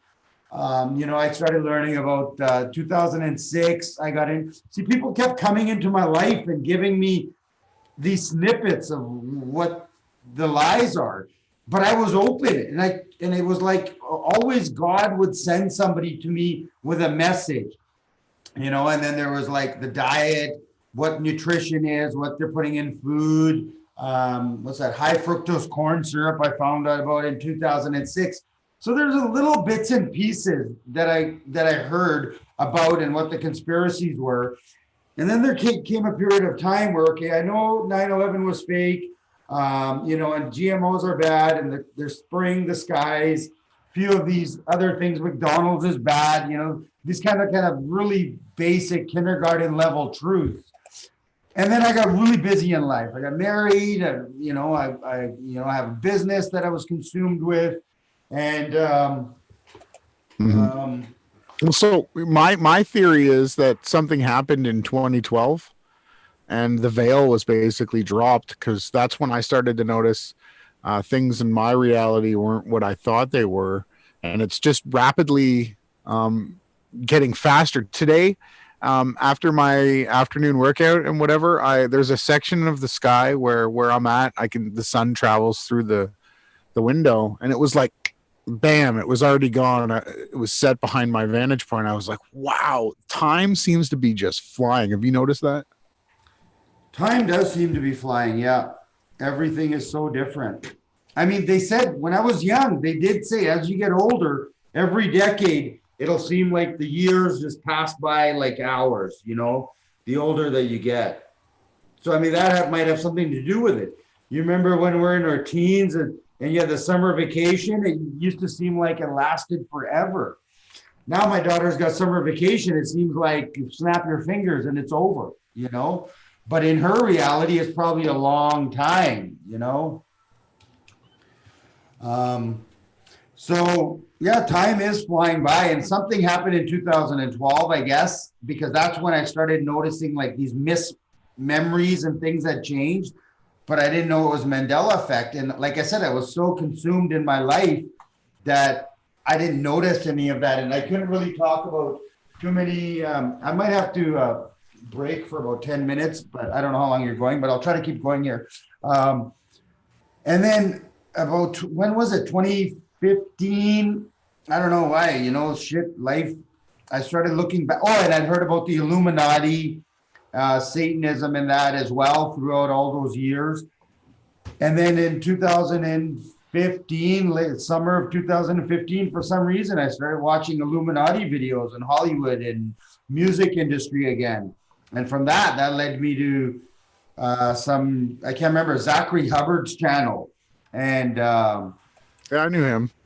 What's that? Yeah, I talked with Zach a few times. Tried to battle his stance on the scriptures. Oh, I know. Yeah. I mean, you know, I just say, let people believe what they want to believe. So then it was like you guys, I saw a video that said Sandy Hook is, or hoax or whatever it was. Now this is in 2016, I think early 2016. It came up on my suggestions. You know, when Sandy Hook happened, I was like, that looks weird. When Boston bombing happened, I was like, that doesn't look like a bomb. But I didn't like delve into it and think that's not a real bomb. I was just like, what is that? That looks like a smoke bomb at the Boston Marathon. But I didn't question. Trouser bomb. Huh? We call it the trouser bomb because it just blew holes in people's pants, right? Trouser bomb, yeah. That was PKs. You know, I mean, I didn't watch a lot of news. It just kind of came up. So, you know, you just kind of sigh like at the beginning of, like, I was watching a lot of TV, and you know how the news will come on and say tonight at 11 this and this, right? So that was the extent of my news watching. Yeah, I was on We'll Do It Live with a group of a bunch of Canadians and some Americans back in the day. They had a podcast Wednesday nights at 9 p.m. Eastern, 8 p.m. Central, and you know, we covered it was Red Pill Revolution, Jeff C. Free Radio Revolution, Press Reset Earth. I remember we covered Ebola. Ebola was hilarious when that came out. There was this Thomas Duncan. We caught them like they were going around spraying people in Africa with Roundup, and they were poisoning the wells. They were giving people vaccines that were actually like, I think they were Roundup, right? And they were like, kids were faking being sick. The Ebola hoax like was so much. What they do is they just try to bring up so much fear. Right, it's always fear, and you know, most of it's fake. Like wars. What do you think? Are you a nuke? Do you believe in nuke? Nukes are a hoax. Hold on a second. That's good. Remember when Galen Windsor ate that? What was it, Jason? That he ate uranium. You remember he ate? And Lawrence, right? He put the Geiger counter on his tongue. Is like. And he kept saying there was agents showing up trying to take his uranium stock. And Lawrence Wright actually drank aluminum barium. He chugged like a shot of it just to show people that the chemtrail thing is a complete lie. It's basically to rabbit hole people that are waking up to the truths in reality.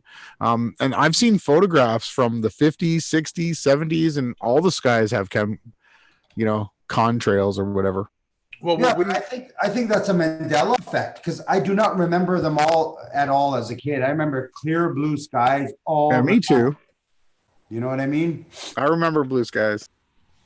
And the clouds are lower, or the clouds being lower are a huge Mandela effect for me right now. Like, it's just ridiculous. It feels like I could jump up and touch the clouds. That's how low they are. I know. I've got a drone, so I can send it up into the. It only goes up 1,600 feet, and I can get into the clouds sometimes. So they're not that far.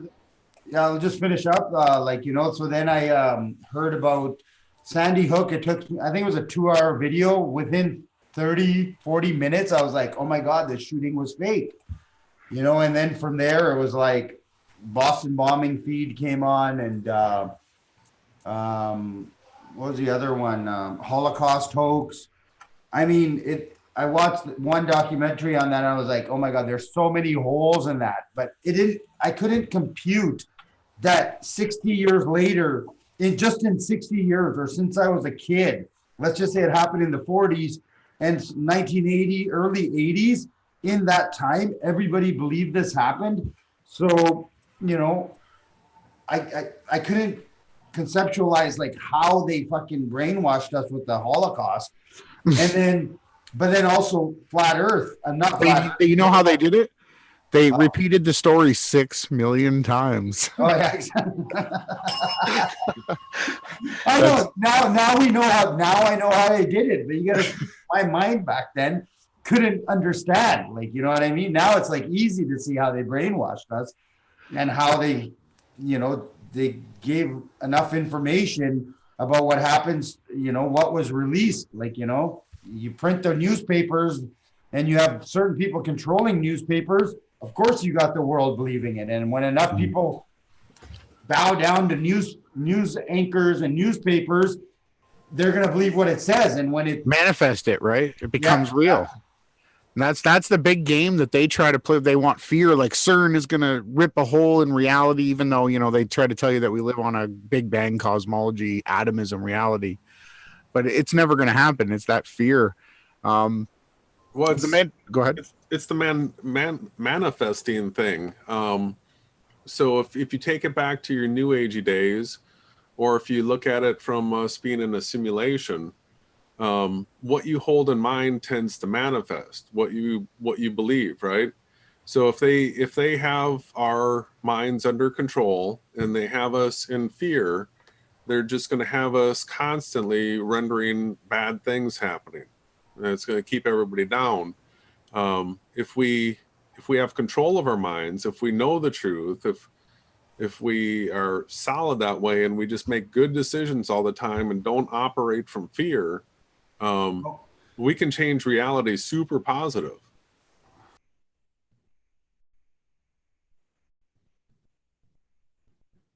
Yeah, that is the goal, right? And to share the scriptures, because that is what we've been able to verify. Well, it's the source of all the truth.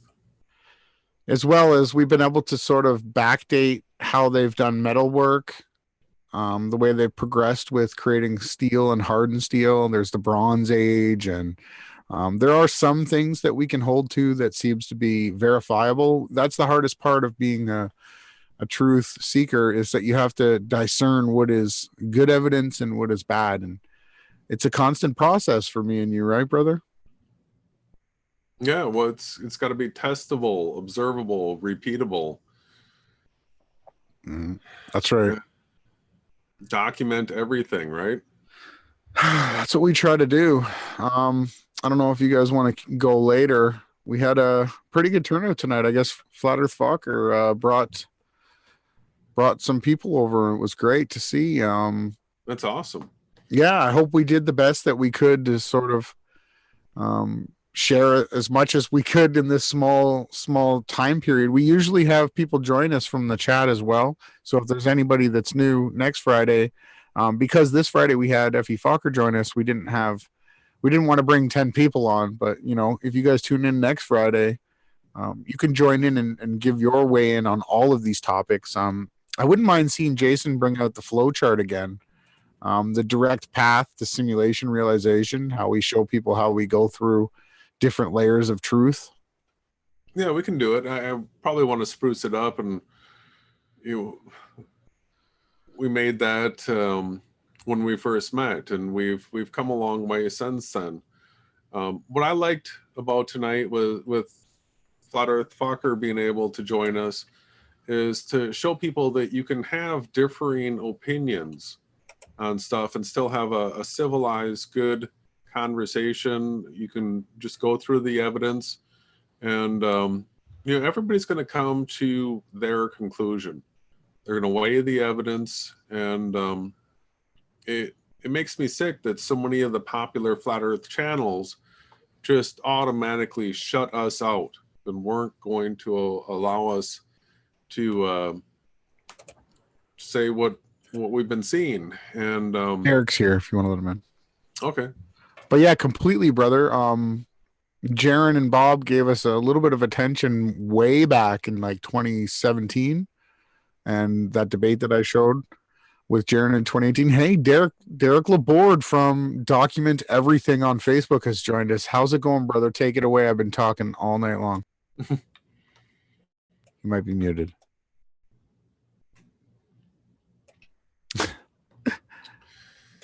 It's all right. We can keep talking. Go ahead.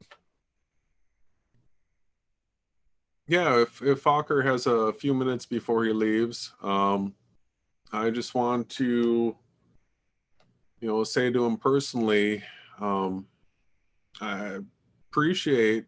What I would like to get to know him better. I'd like to know some more of what is it that makes people like the fact that he saw a controlled demolition on 9/11. That's pretty amazing. I think there's something special in Flat Earth Fokker to be able to see something like that. He appears to me to be a person destined to be awake and care about the truth. So I hope we can stay in communication. Yeah, well, that's the goal. I know we definitely are two of the most dogmatic. We will fight to the death for every single inch of truth that's possible. We're not like anyone else in the truth movement. We do everything for free, for just simply to fight for the truth. We take it like the what's the oath that the American military says, that they're there to defend those that can't defend themselves. So we look at truth as the same thing, that we defend truth because it doesn't, like, we want to just share it, right? So I think Flat Earth Fokker is back, and we'd never heard from Derek. Yeah. Derek. Who's Derek? Sorry, brother. I'm here. I didn't want to interrupt you guys. I had myself muted. He's a buddy of ours that started a Facebook group, Document Everything. Okay. How you doing, brother? I'm having trouble hearing you. Can you speak up? I said, how you doing, brother? Can you hear me now? There we go. Much better. That's good. I'm just typing a message in the chat. Give me a sec. No problem. Sorry, I got to keep getting distracted here for another 10 minutes maybe, but... You're a busy guy. Is there anything else you wanted to talk about?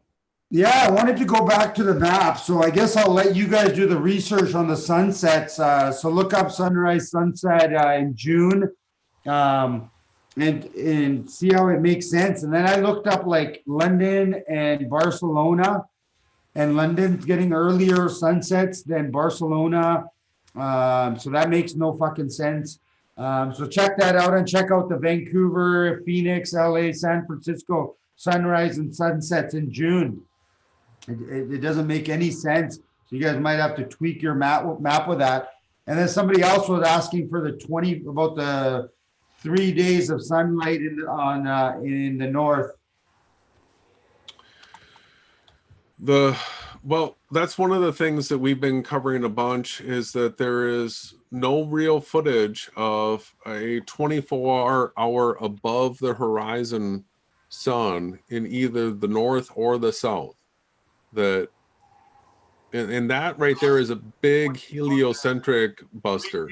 And globe. I think we're getting feedback. That's one of the things that we've been... Hold on, is that my video? No, it was Derek.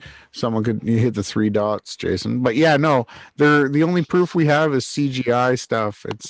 It's labeled animation. We did the back research on it. There should be 52 days with the sun above the horizon in the Arctic Circle, where it doesn't set. Yet we don't have any footage of someone with a compass taking a snapshot once every hour showing us that the sun doesn't set. Didn't D Marble do that last year? Yeah, but what we covered when he was doing that was that he perfectly positioned a hill where he was recording from, right in the area where you would want to make sure that the sun didn't go below the horizon at all. So he had a hill on the way, but we also showed that he doctored his footage, and what he showed originally in a live stream, and then what he put out on video was he had manipulated it and it was altered. Really? Yeah. I'll have to ask him next time I talk to him. Yeah, well, we've got all the videos and it's all documented. We Yeah. have his original footage and the doctored footage that he put out afterwards. Yeah, we covered it all like play by play as he was doing it. He showed, one spot he showed the sun setting, and then he positioned himself right beside a hill here. Right there, he just showed the sunset, right? You just said that D Marble filmed a 24-hour sun. And it goes down. Well, maybe it's 24-hour daylight. Yeah, well, that's what we've been saying, that there might be 24-hour daylight, but nobody's ever actually, and this is a globe debunk. See, this is what they've done with the flat earth, is they've come out with a bunch of false proofs that are lies. So the horizon always rises to eye line. Well, actually, when we rise altitude, it drops a little bit. It's not perfectly to eye line. That's one that the ball earthers get to do. And the 24-hour up all day sun is an actual globe killer. It doesn't kill the flat earth at all. No. They need it up like 50 days. Where it never sets. Where it never sets for 50 days. But D Marble went up there and look at it set. It's set. And you see this hill here, because then the next video, there it rises again from the east. It sets in the west. Just like this. You see our map here? Yeah. On the right, it's setting here, and then it's rising right here. And D Marble shows it right here. This is exactly what our map demands. This circular line here, it sets and then it rises again. And he's got it perfectly documented, yet he's telling people that it stays above the horizon. It never does. It does a complete arc across up in the sky so high that he had to hold something up in the air to show you. It was just ridiculous. But then where's the next clip where it all of a sudden rides the hill? It's really bad CGI, and we called them out, man. And he just lies, ducks, shrugs, blocks, bans. This is the CGI here. See how the sun set there? Yeah. And then his next clip, he's going to show it riding along. Here. This is what the next clip that he gives us. And then somebody mentioned this all daylight flight from New York to Russia. Okay.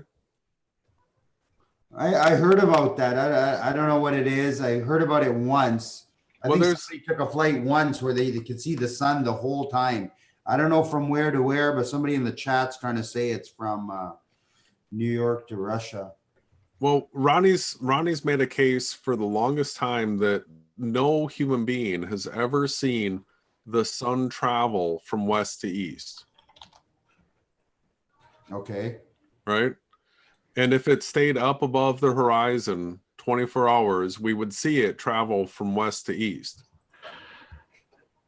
Well, and the other issue too, in this CGI here, that supposedly of the 24-hour sun, the sky stays completely blue.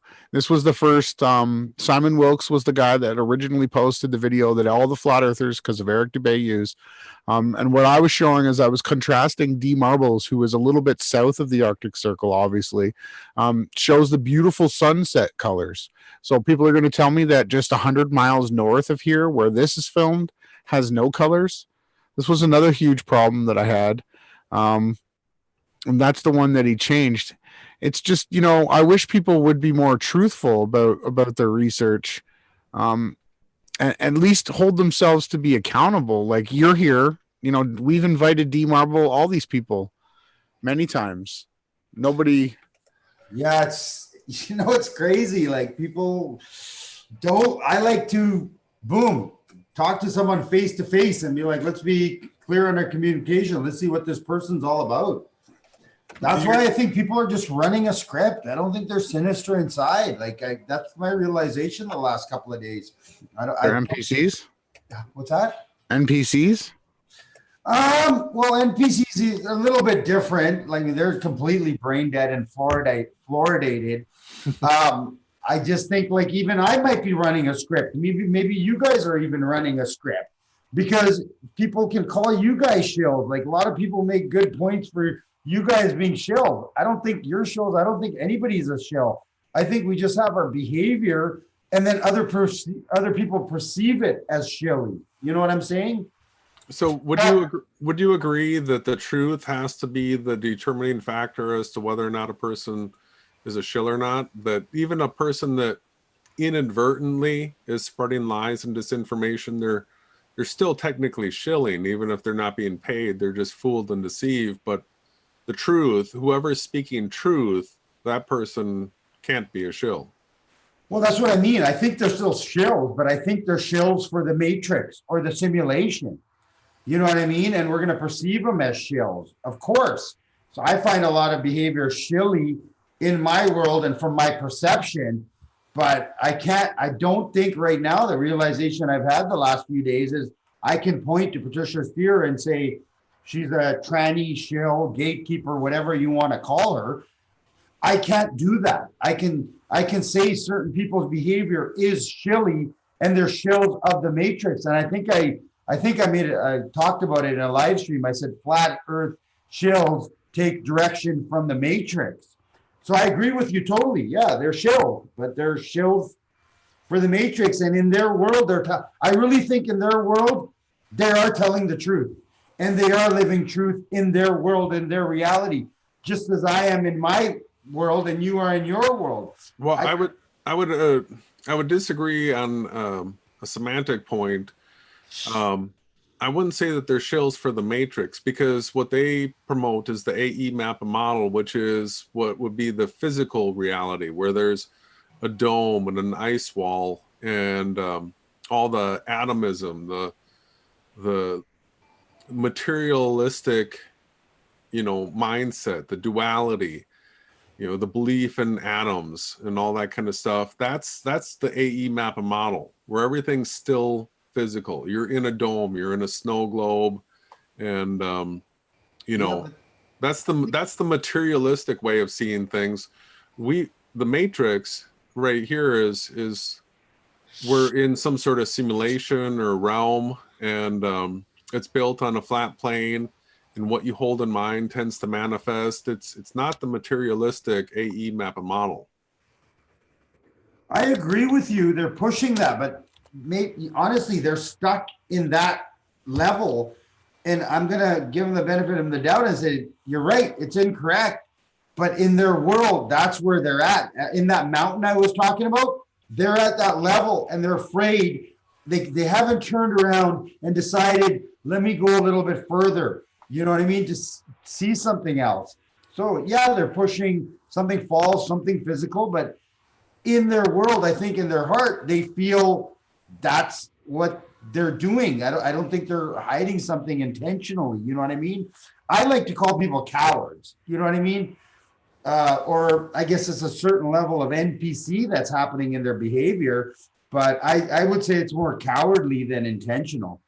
Well, one of the things that I've seen that makes me think it's intentional is the way that there's both non-Christian and the Christian AE map model promoters, and what they're trying to do, both sides are trying to work together to tie the Bible to the AE map model. And keep in mind, they always promote the King James Bible, which is a Freemason Bible.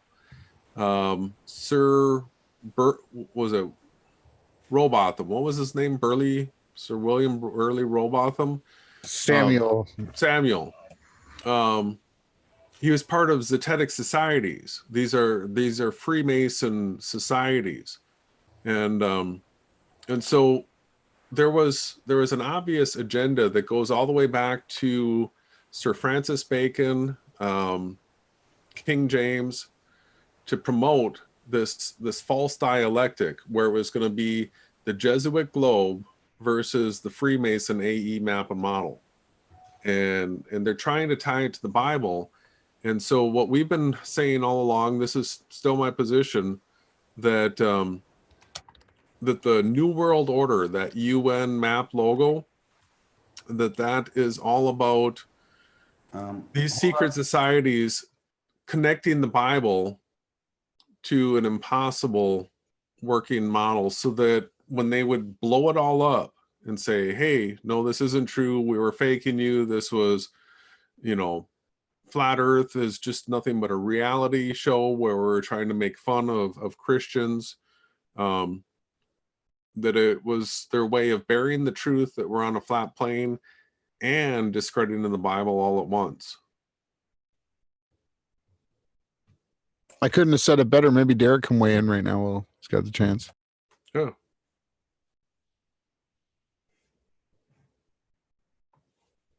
Sorry, guys. I was participating in the chat, so. Yeah, I remember when we started, Jason would always be like, Ronnie? And just at the time, I would walk away. But go ahead, Derek. I'm sorry, man. I wasn't actually with you guys at the moment. I was weighing in on something in the chat, so I missed the last few seconds. Oh, that's all right. I was just on a rant. You guys want to bring me up to speed? I'd love to chime in. Well, if we got Focker back, what other questions would you have for us while you got us right here? Yeah, we'll look into the sunsets. I'm interested in what you guys find with that. What else do I want to talk to you guys about? Well, just let these people leave for it's a little noisy. Anybody left? One more. Okay.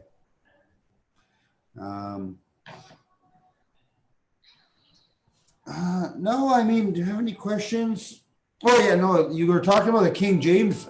Just a quick answer. I missed it. I had to walk away. So which Bible do you guys consider to be the Word of God?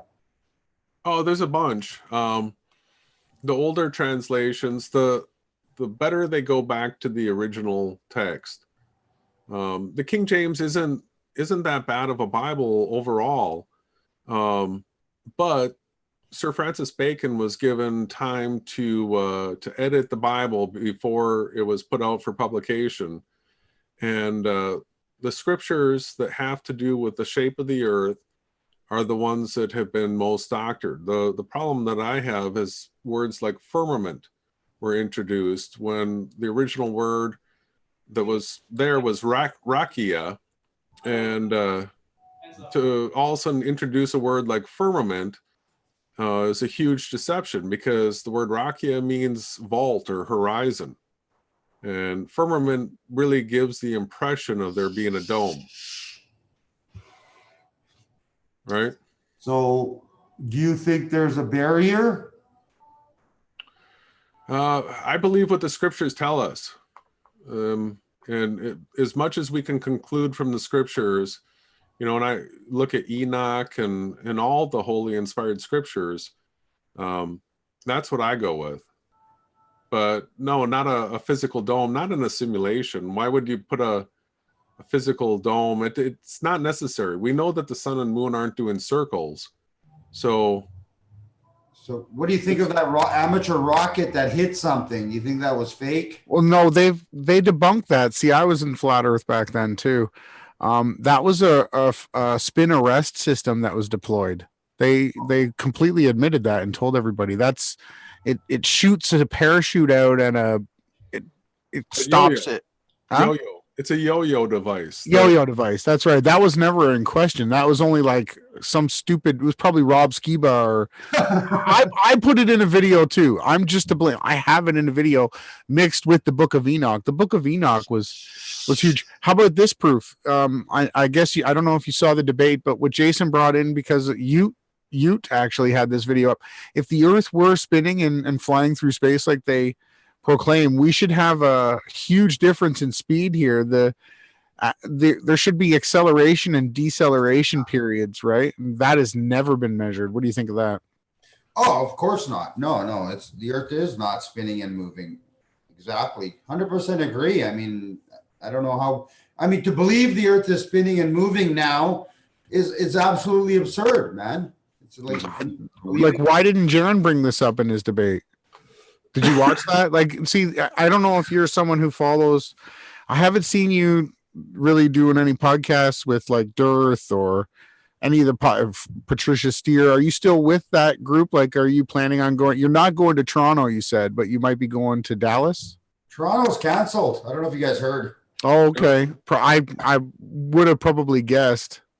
Yeah, they take it off the website. I heard about it, and then I messaged Robbie on Facebook, and he said, yeah, it's not on. I'd like to, I mean, I'm not a part of any group. I'm my own. I want to be cordial with everybody. Somebody, when I said I'm going to be on your guys' show, somebody's like, oh my God, don't do it, and blah, blah, blah. And I'm like, no, man, I want to go talk to these guys. I talk to everybody. I want to be cordial with everybody. Mhm. I don't talk. I did Patricia's show last year, January, I think. She hasn't invited me back, and we don't email or message. Mark Sargent, I just email him every month and say, this is our meetup date. He does a promotion video, puts it on his channel. I mirror it on my channel because I don't do editing, you know what I mean? And then it gets out to all his 80,000 subs. And yeah, so I mean, I'm not part of any group. I'm just friendly with everybody. And because I'm at the conference, I talk to people, and I sat down and had a meal with them. So I'm not part of any crew. I am me. I mean, I chat with the activists, we do our activist hangout, and, I consider us closer than anybody because we talk regularly, we message regularly. So out of flat earthers that are on YouTube, those are the ones I'm I guess, friendliest with. I don't necessarily agree with everything they do and say and want to do, but, we're trying to promote activism and spreading the truth about flat earth and the globe lie. Yeah, nobody else has invited me or asked me to come on their show. So there, that's where I'm at. Like, I mean, I want to do a show with Vegan Warrior. We finally hooked up through Dell's show last weekend. I want to plan a 90 minutes and 120 to do a live stream with him. And I've called D Marble up a couple of times when I drive through Tacoma, and we've met up and had lunch and dinner together. And that's about it, right? You know what I mean? Yeah, well, I love the fact that so many of these people are like afraid to talk to us. And I love the fact that you were willing to. Yeah, no, I don't have a problem. I'll talk to anybody, right? You know what I mean? I mean, I don't understand why people are afraid and they just want to be separate. Again, I think that's the behavior trait. And people like you guys went to, Ronnie, did you do the whole New Age thing as well or no? I read the Celestian Prophecy, and I kind of was like New Agey with growing vegetables, but no, most of my life I've been a follower of the scriptures, thankfully. Yeah, I mean, I guess that's not an explanation, but I think it just makes us a little bit more open. And if some people just remain closed, they didn't peel back the layers of their youth and emotional trauma of their childhood, you know what I mean? Yep. So they kind of still live in that with those layers on. They haven't peeled them. They haven't done that work. So they got to lose that victim mentality, right? Where you accept things for what they are and you like take control of your actions. I definitely feel you there completely. Yeah, exactly. So, that people want their comfort, right? And if somebody's going to push their emotional boundaries, they're not going to want to do that, whether you're a regular person or a truther. I think that's a human condition. Man, I have problem fucking, getting to these levels with my wife, and she's married to me. So that causes a lot of tension in our marriage because she totally wants to stay in her comfort, emotional comfort. Nathan Roberts said Rob Skiba saved his marriage, right? I ended up having to divorce my wife because she wanted nothing to do with truth research. Yeah. I mean, I got to that point. I mentioned on my stream, I went to a lawyer to try to figure out the logistics of that. I go, I'm fucking done after all these years. You know what I mean? She's come around a little bit in the last month and seems more accepting and more open and all of that. But there was a point about, I think it was about a month ago. It was like, you could see it on a live stream that, I was like, I was done. Like, she's the nicest woman in the world. She's like Mother Teresa Hart. But I was just like, just because somebody's a good, nice person doesn't mean we're meant to be good together. You know what I mean? And a lot of people, they forget that, right? So it's, and a lot of truthers, like you said, you divorced your wife. And I talked to some people, some subs, they're not on YouTube, and they're all going through the same thing, right? See, that's why I was so thankful that Jason was in the documentary. And you know, that was probably one of the most important truths is when you become a truth seeker, you are going to have issues with family and friends. Like, why hide that? Why pretend that that's not going to happen? Yeah, exactly. It's part of it. It's part of it. We get set apart. The scriptures talk about us. We reject the world, and we're separate ourselves from it. So I find it interesting. The four of us that are here, the fact that we've all been willing to take that step to reject, you know, the lies of this world, and it's boggles my mind what it is that brings, you know, certain people to that, and other people are just more than willing to go along with, you know, all these lies and stuff just to, like, I don't know, fit in, or I'm not sure what it is. Yeah, I don't, we can't, are we, this is my question, are we supposed to figure it out? Like, it tortures us trying to figure it out because we want to help humanity. And if we kind of awaken together, it'll be better life and society for everybody. But when people don't want to wake and stay in their emotional victimhood or whatever it is, then all of society suffers. So it's quite the dilemma. Like, you know, I mean, it's hard to figure out. But do we, that's what I don't know. Are we supposed to, we're here trying to figure it out, but should we be doing this or should we not be doing this? Now, that's what I question, right? Fighting for the truth is never going to hurt. Well, whether you call yourself a Christian or not. Go ahead. One thing I know for sure, I don't know much and I'm confused about a lot of things. One thing I know at this moment in time, the bottom of my heart to the fullest 1,000,000% is I need to walk in truth. That's all I know for sure right now. Yep.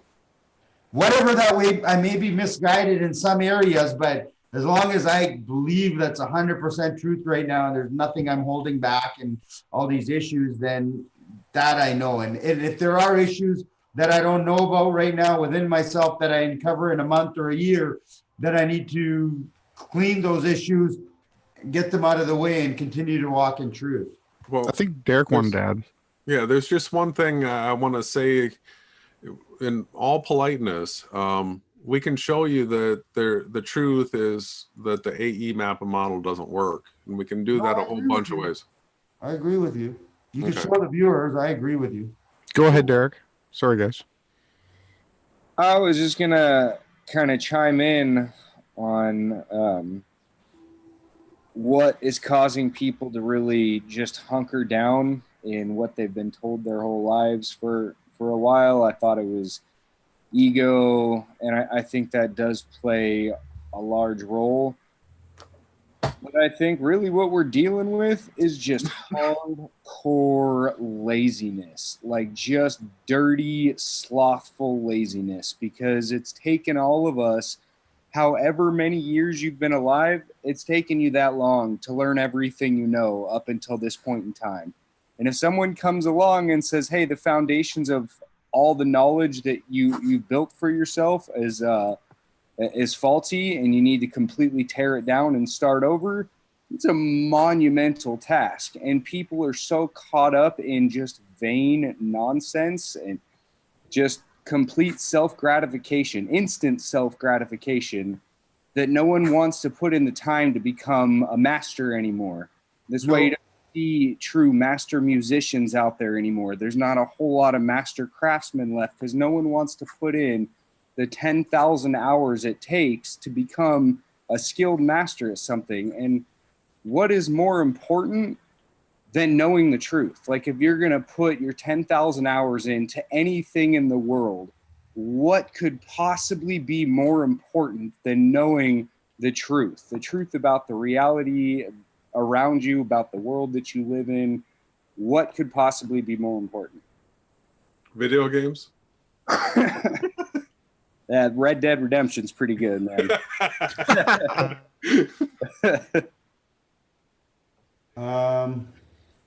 You deleted a comment from Sativa and me. What happened to it? What was wrong with that comment, Ronnie? No, that just manually did that feel for you. Maybe Focker, they're thinking it's a swear word. Maybe it's we've got this swear word. He meant like I feel you, like he resonates. Oh, it's cool. That wasn't blocked. It was manually. Okay. YouTube hit it because it thought it was a curse word. Ah, okay. Oh, there it is. There it is. I fixed it for you. So did you guys watch Nathan Roberts' video yesterday? No. He basically sold everybody out. He said, what? Yeah, right. Rob Skiba's a scammer. He's not a real Christian. Nathan Thompson's a sellout. Robbie Davidson, something's iffy with him. He called out, he goes, he doesn't know if Patricia is a man or a woman, and he doesn't know, and he can't tell, and she's probably a witch, and he wants nothing to do with them. Everything we've been saying for years. But what's funny is he was at the conference, right? He was a speaker in the second room, right? This just happened yesterday. Yeah, well, we think that it might be controlled arguments, but hey, if he's coming towards the truth, that's like what Jason says. All we do is we come out here, we speak the truth, and it's like we're prying the truth. Every click we get, it's like click, click. It's a little bit closer to what we've been sharing. So that's great news. Wow. Come along, Winch. You gotta check that out from yesterday. He really likes the AE map and model, though. He's all about that. Well, yeah, like I said, people it works for some people, and that's fine. Yeah, but it doesn't work. No, it doesn't work. But you have to do the work. I understand. You have to investigate it to realize it doesn't work. But it doesn't mean the Earth isn't flat, and and I do understand that a lot of people woke up to Alex Jones, and we all know Alex Jones is a Satanist or a liar. I woke up with David Icke, David Icke. So I do believe the original AE map and model was like a stepping stone towards truth. And I just, like you were saying before, the NPC level, for someone to not continue to do the research, it's going to be on their shoulders, not mine and yours. Yeah, I like Nathan. I think he's a really wonderful guy. I'm not saying anything negative. He may even watch this. I told him I'm going to be on your show, right? So he may even watch this. I'm not saying anything negative. I'm just pointing out to you guys that he doesn't believe in Rob Skiba at all anymore. I'm glad. We had him on, and we were totally cool. It's all documented. And as soon as we brought up that we thought Brobotham was a Freemason or a Knights Templar, he said that we were harassing him. He said I was Ronnie harassed because we want to share the truth. And that was my goal. I never really wanted to condemn the guy, but then he came out and he was like, not only is it the right map, but I'm going to teach it to children. And he got all nasty with us, man. And I'm like, whoa, I have nothing but love for Nathan, for any of these guys, Rob Skiba, Dean O'Dell, Robbie Davidson. Robbie Davidson shared a documentary that Jason and I inspired another guy to make, and it's Robbie Davidson's highest ranking video. It's got 2.4 million views on it. It's got all of our research and great flat earth truth in that documentary. And so, like I said, man, I'm praying for all of these guys on the other side of the team. We just care about the truth, man. At the end of the day, everything is forgiven. I forgive everybody for all of their sins as long as they come to the truth. I'm a sinner too, man. I'm not perfect. And we're not doing this for money. We're not selling nothing. So it's not like we're out here to profit off of some angle. We're just doing this as unbiased researchers. Of course, yeah, you guys are searching. And if you make mistakes, that's fine. And people don't agree with them. Like I'm here saying I didn't agree with the first time I saw the map on your channel. But now I'm here and I continue to search. And at this moment, I'm ready to accept that map as being truer than the AE. When I first saw that, I thought that's fucking some ridiculous shit. Going off one end, coming on the other end. But hey, with the Matrix, maybe the planes do fly off and just appear on the other side of this map. Like that's just bizarre to really, if we're stuck in the physical, of course, that's complete nonsense. And people are going to think we're whack jobs here even talking about this.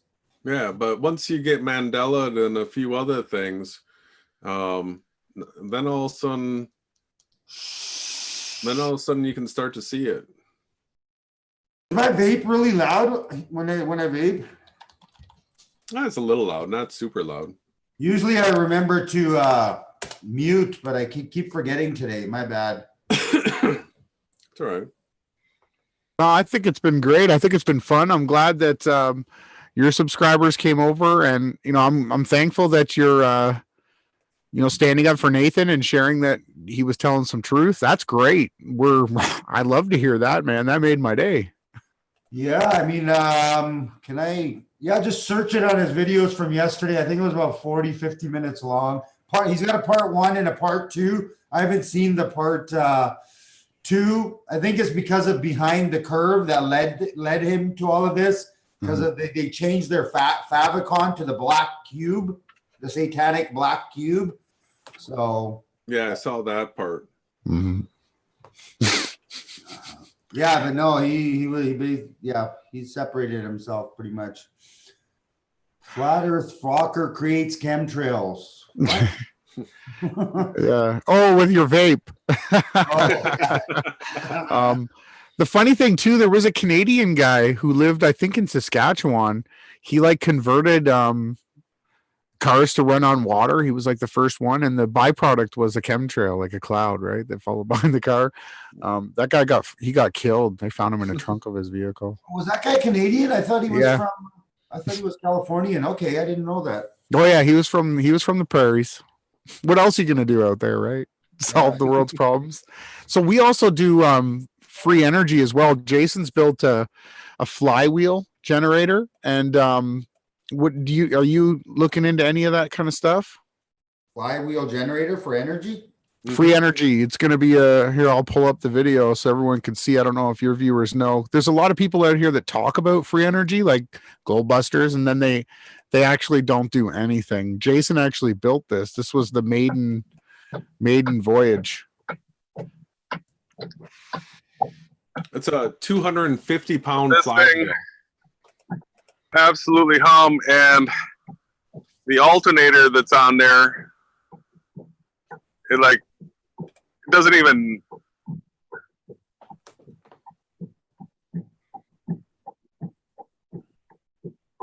I couldn't talk and adjust the dial You could have at the same time. I can't even count how many different alternators you could have attached to this thing. This little scooter motor can absolutely make this flywheel hum. And so we're going to have as many alternators as we need running off of this thing to drive whatever we want.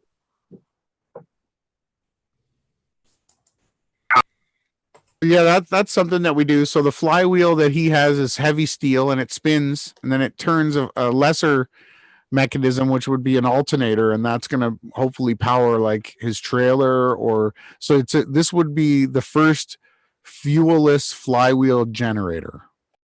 No fuel. Cool.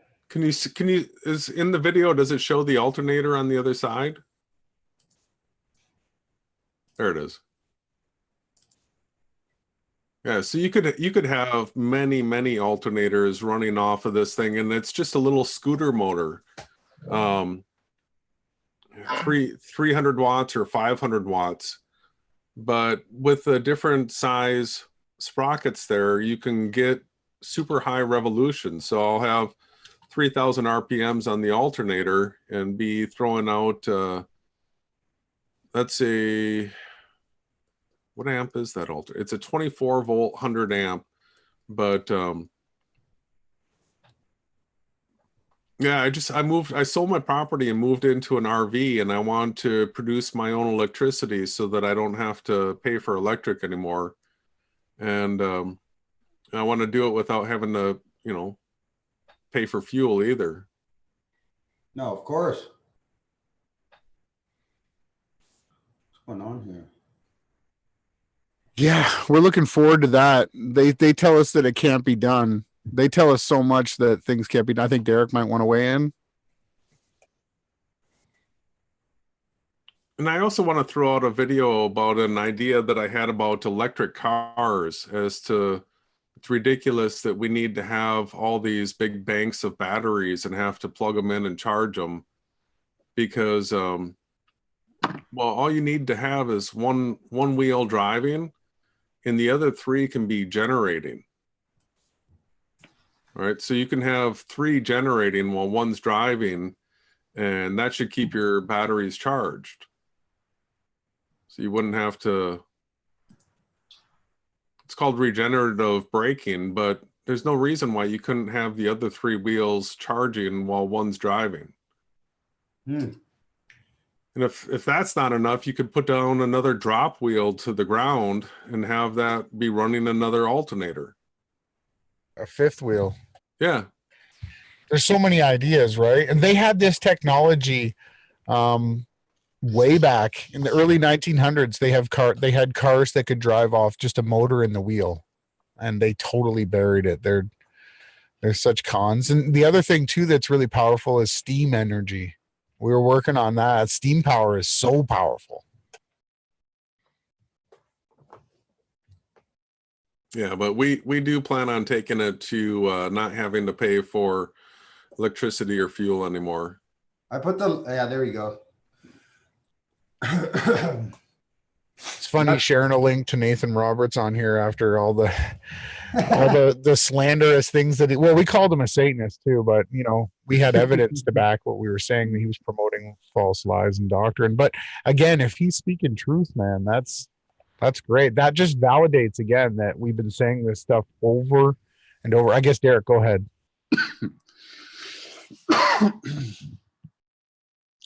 I didn't actually have anything to add, man. I was just finally rejoining the video chat.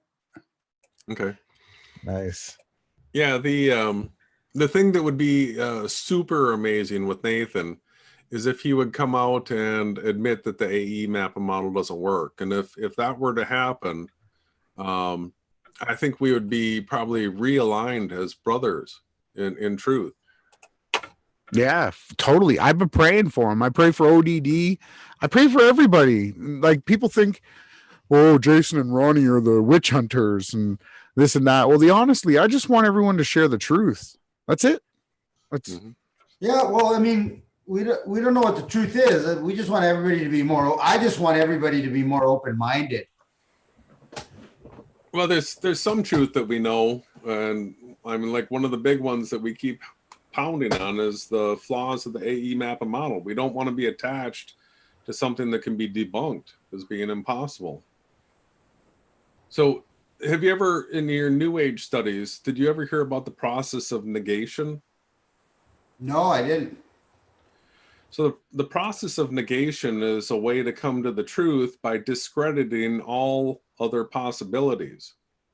When you say this could be a possibility, and then you study it and it's falsifiability. You figure out whether or not it's true or not. Once it's been discredited as not being true, it's discarded, and you just keep looking. So it's the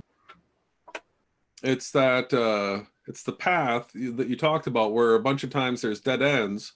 You go down, you find out it's a dead end, you just eliminate that route, and you keep going. So it's true, we may not know all the truth, but what we can do is discredit everything that's not true, and that'll just continually get us closer and closer to the most accurate truth. Yeah, that's the only thing we can do through process of elimination. Which one of these things don't work?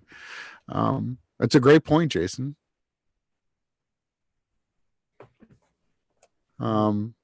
But yeah, I think tonight was great. The fact, like, you know, we'll ask more people out there. Are there any other real people on the flat earth? Leave a comment below. You know, share the video. That's the only thing we ask for. And thanks so much for joining us. You brought, you might have the record. If we had 80 people here, that'll probably be the highest we ever had on my channel, man. Wow. Oh, wow. Yeah, I think there was up to 80 at one point. So you got the record, man. Thanks, Flat Earth Focker. That's awesome. Yay. No, it was great. I mean, I enjoyed this conversation, and so awesome. You guys are easy to talk to. You know, there's no drama, and we weren't cutting each other off. We all spoke. We were all respectful. I think it was great. Maybe we can do it again in a few weeks or a month or so. You know, if there's something new on the horizon. Yeah. Awesome. Do you have anything you want to add, Derek?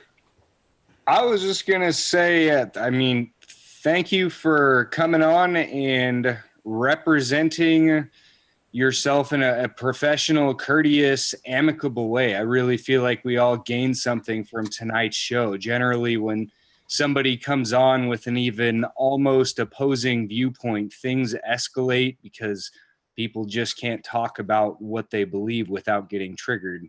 But you did an absolutely fantastic job, man. So it was really nice having you on and hearing you out. I'll subscribe to your channel. Look forward to hearing what else you have to say. Yeah, just a warning though to everybody here. I know you guys are more Christian and biblical and all that. My channel, I swear a lot sometimes. It gets a little raunchy, so just a little warning. Like, you know, some hardcore Christians might come in there, and I'm not always this pleasant, especially sometimes when I'm doing my rants or live streaming. So just a warning. I appreciate anybody coming over and subbing and watching any videos. Sometimes I have something to say that you might learn from, but sometimes you might be offended. So that's my warning. Well, awesome. Well said. Yeah, well, I appreciated it, and we hope that. Thank you to everybody in the chat. Tonight's been great because we've had a good mixture of people in the chat, and everybody's actually stayed mostly on topic. Great, huge shout out to Yahawah's daughter and Derek for helping keep it clean and putting people on timeout, not banning and blocking. We're going to be back on Sunday with scriptures. I'll play us out with a video, but Jason and Derek and you guys want to get the last word in. I'm just thankful that we had tonight. Yeah, super thankful to Flat Earth Focker and everybody in the chat, and Derek and Jason. Yeah. Thank you, Flat Earth Focker, and look forward to talking more. Yeah, no, thank you guys for having me on, man. It was my pleasure. Awesome. All right. Good night, all. Where did you hear this, Derek? Only on Beyond Flat Earth. Hi guys, it's Jet Skeptic Media here. This is such an exciting day. I swear we're going to see the Flat Earthers' first model. I heard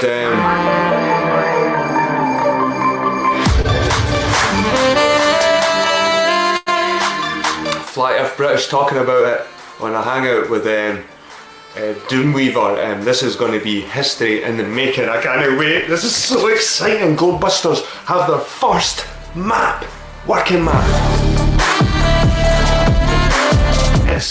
This is going to blow all the skepticism away. Even me. I might even change my name to Jed Flat Earth Media.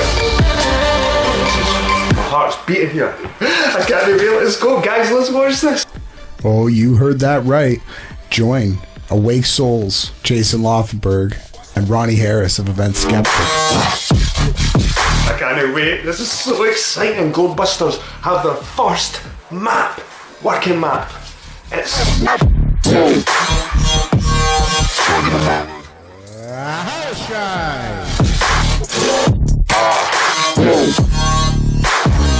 okay.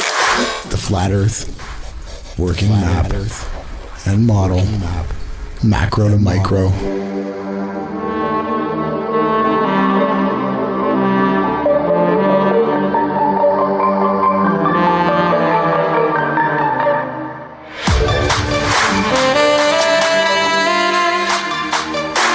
Stars to the sun.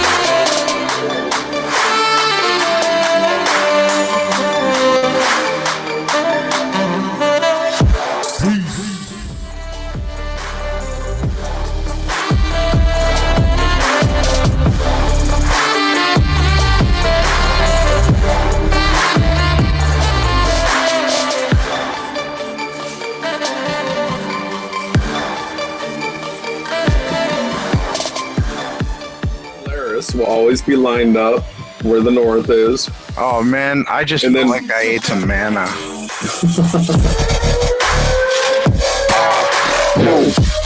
Different grid work than this. It was just a rectangular grid work, but I forgot to adjust the angle. Timeanddate.com. It's 63 degrees. It's the sunrise angle to. Was it 87 is the sunset and tonight, live at 8 p.m. Central. Only on Beyond Flat Earth.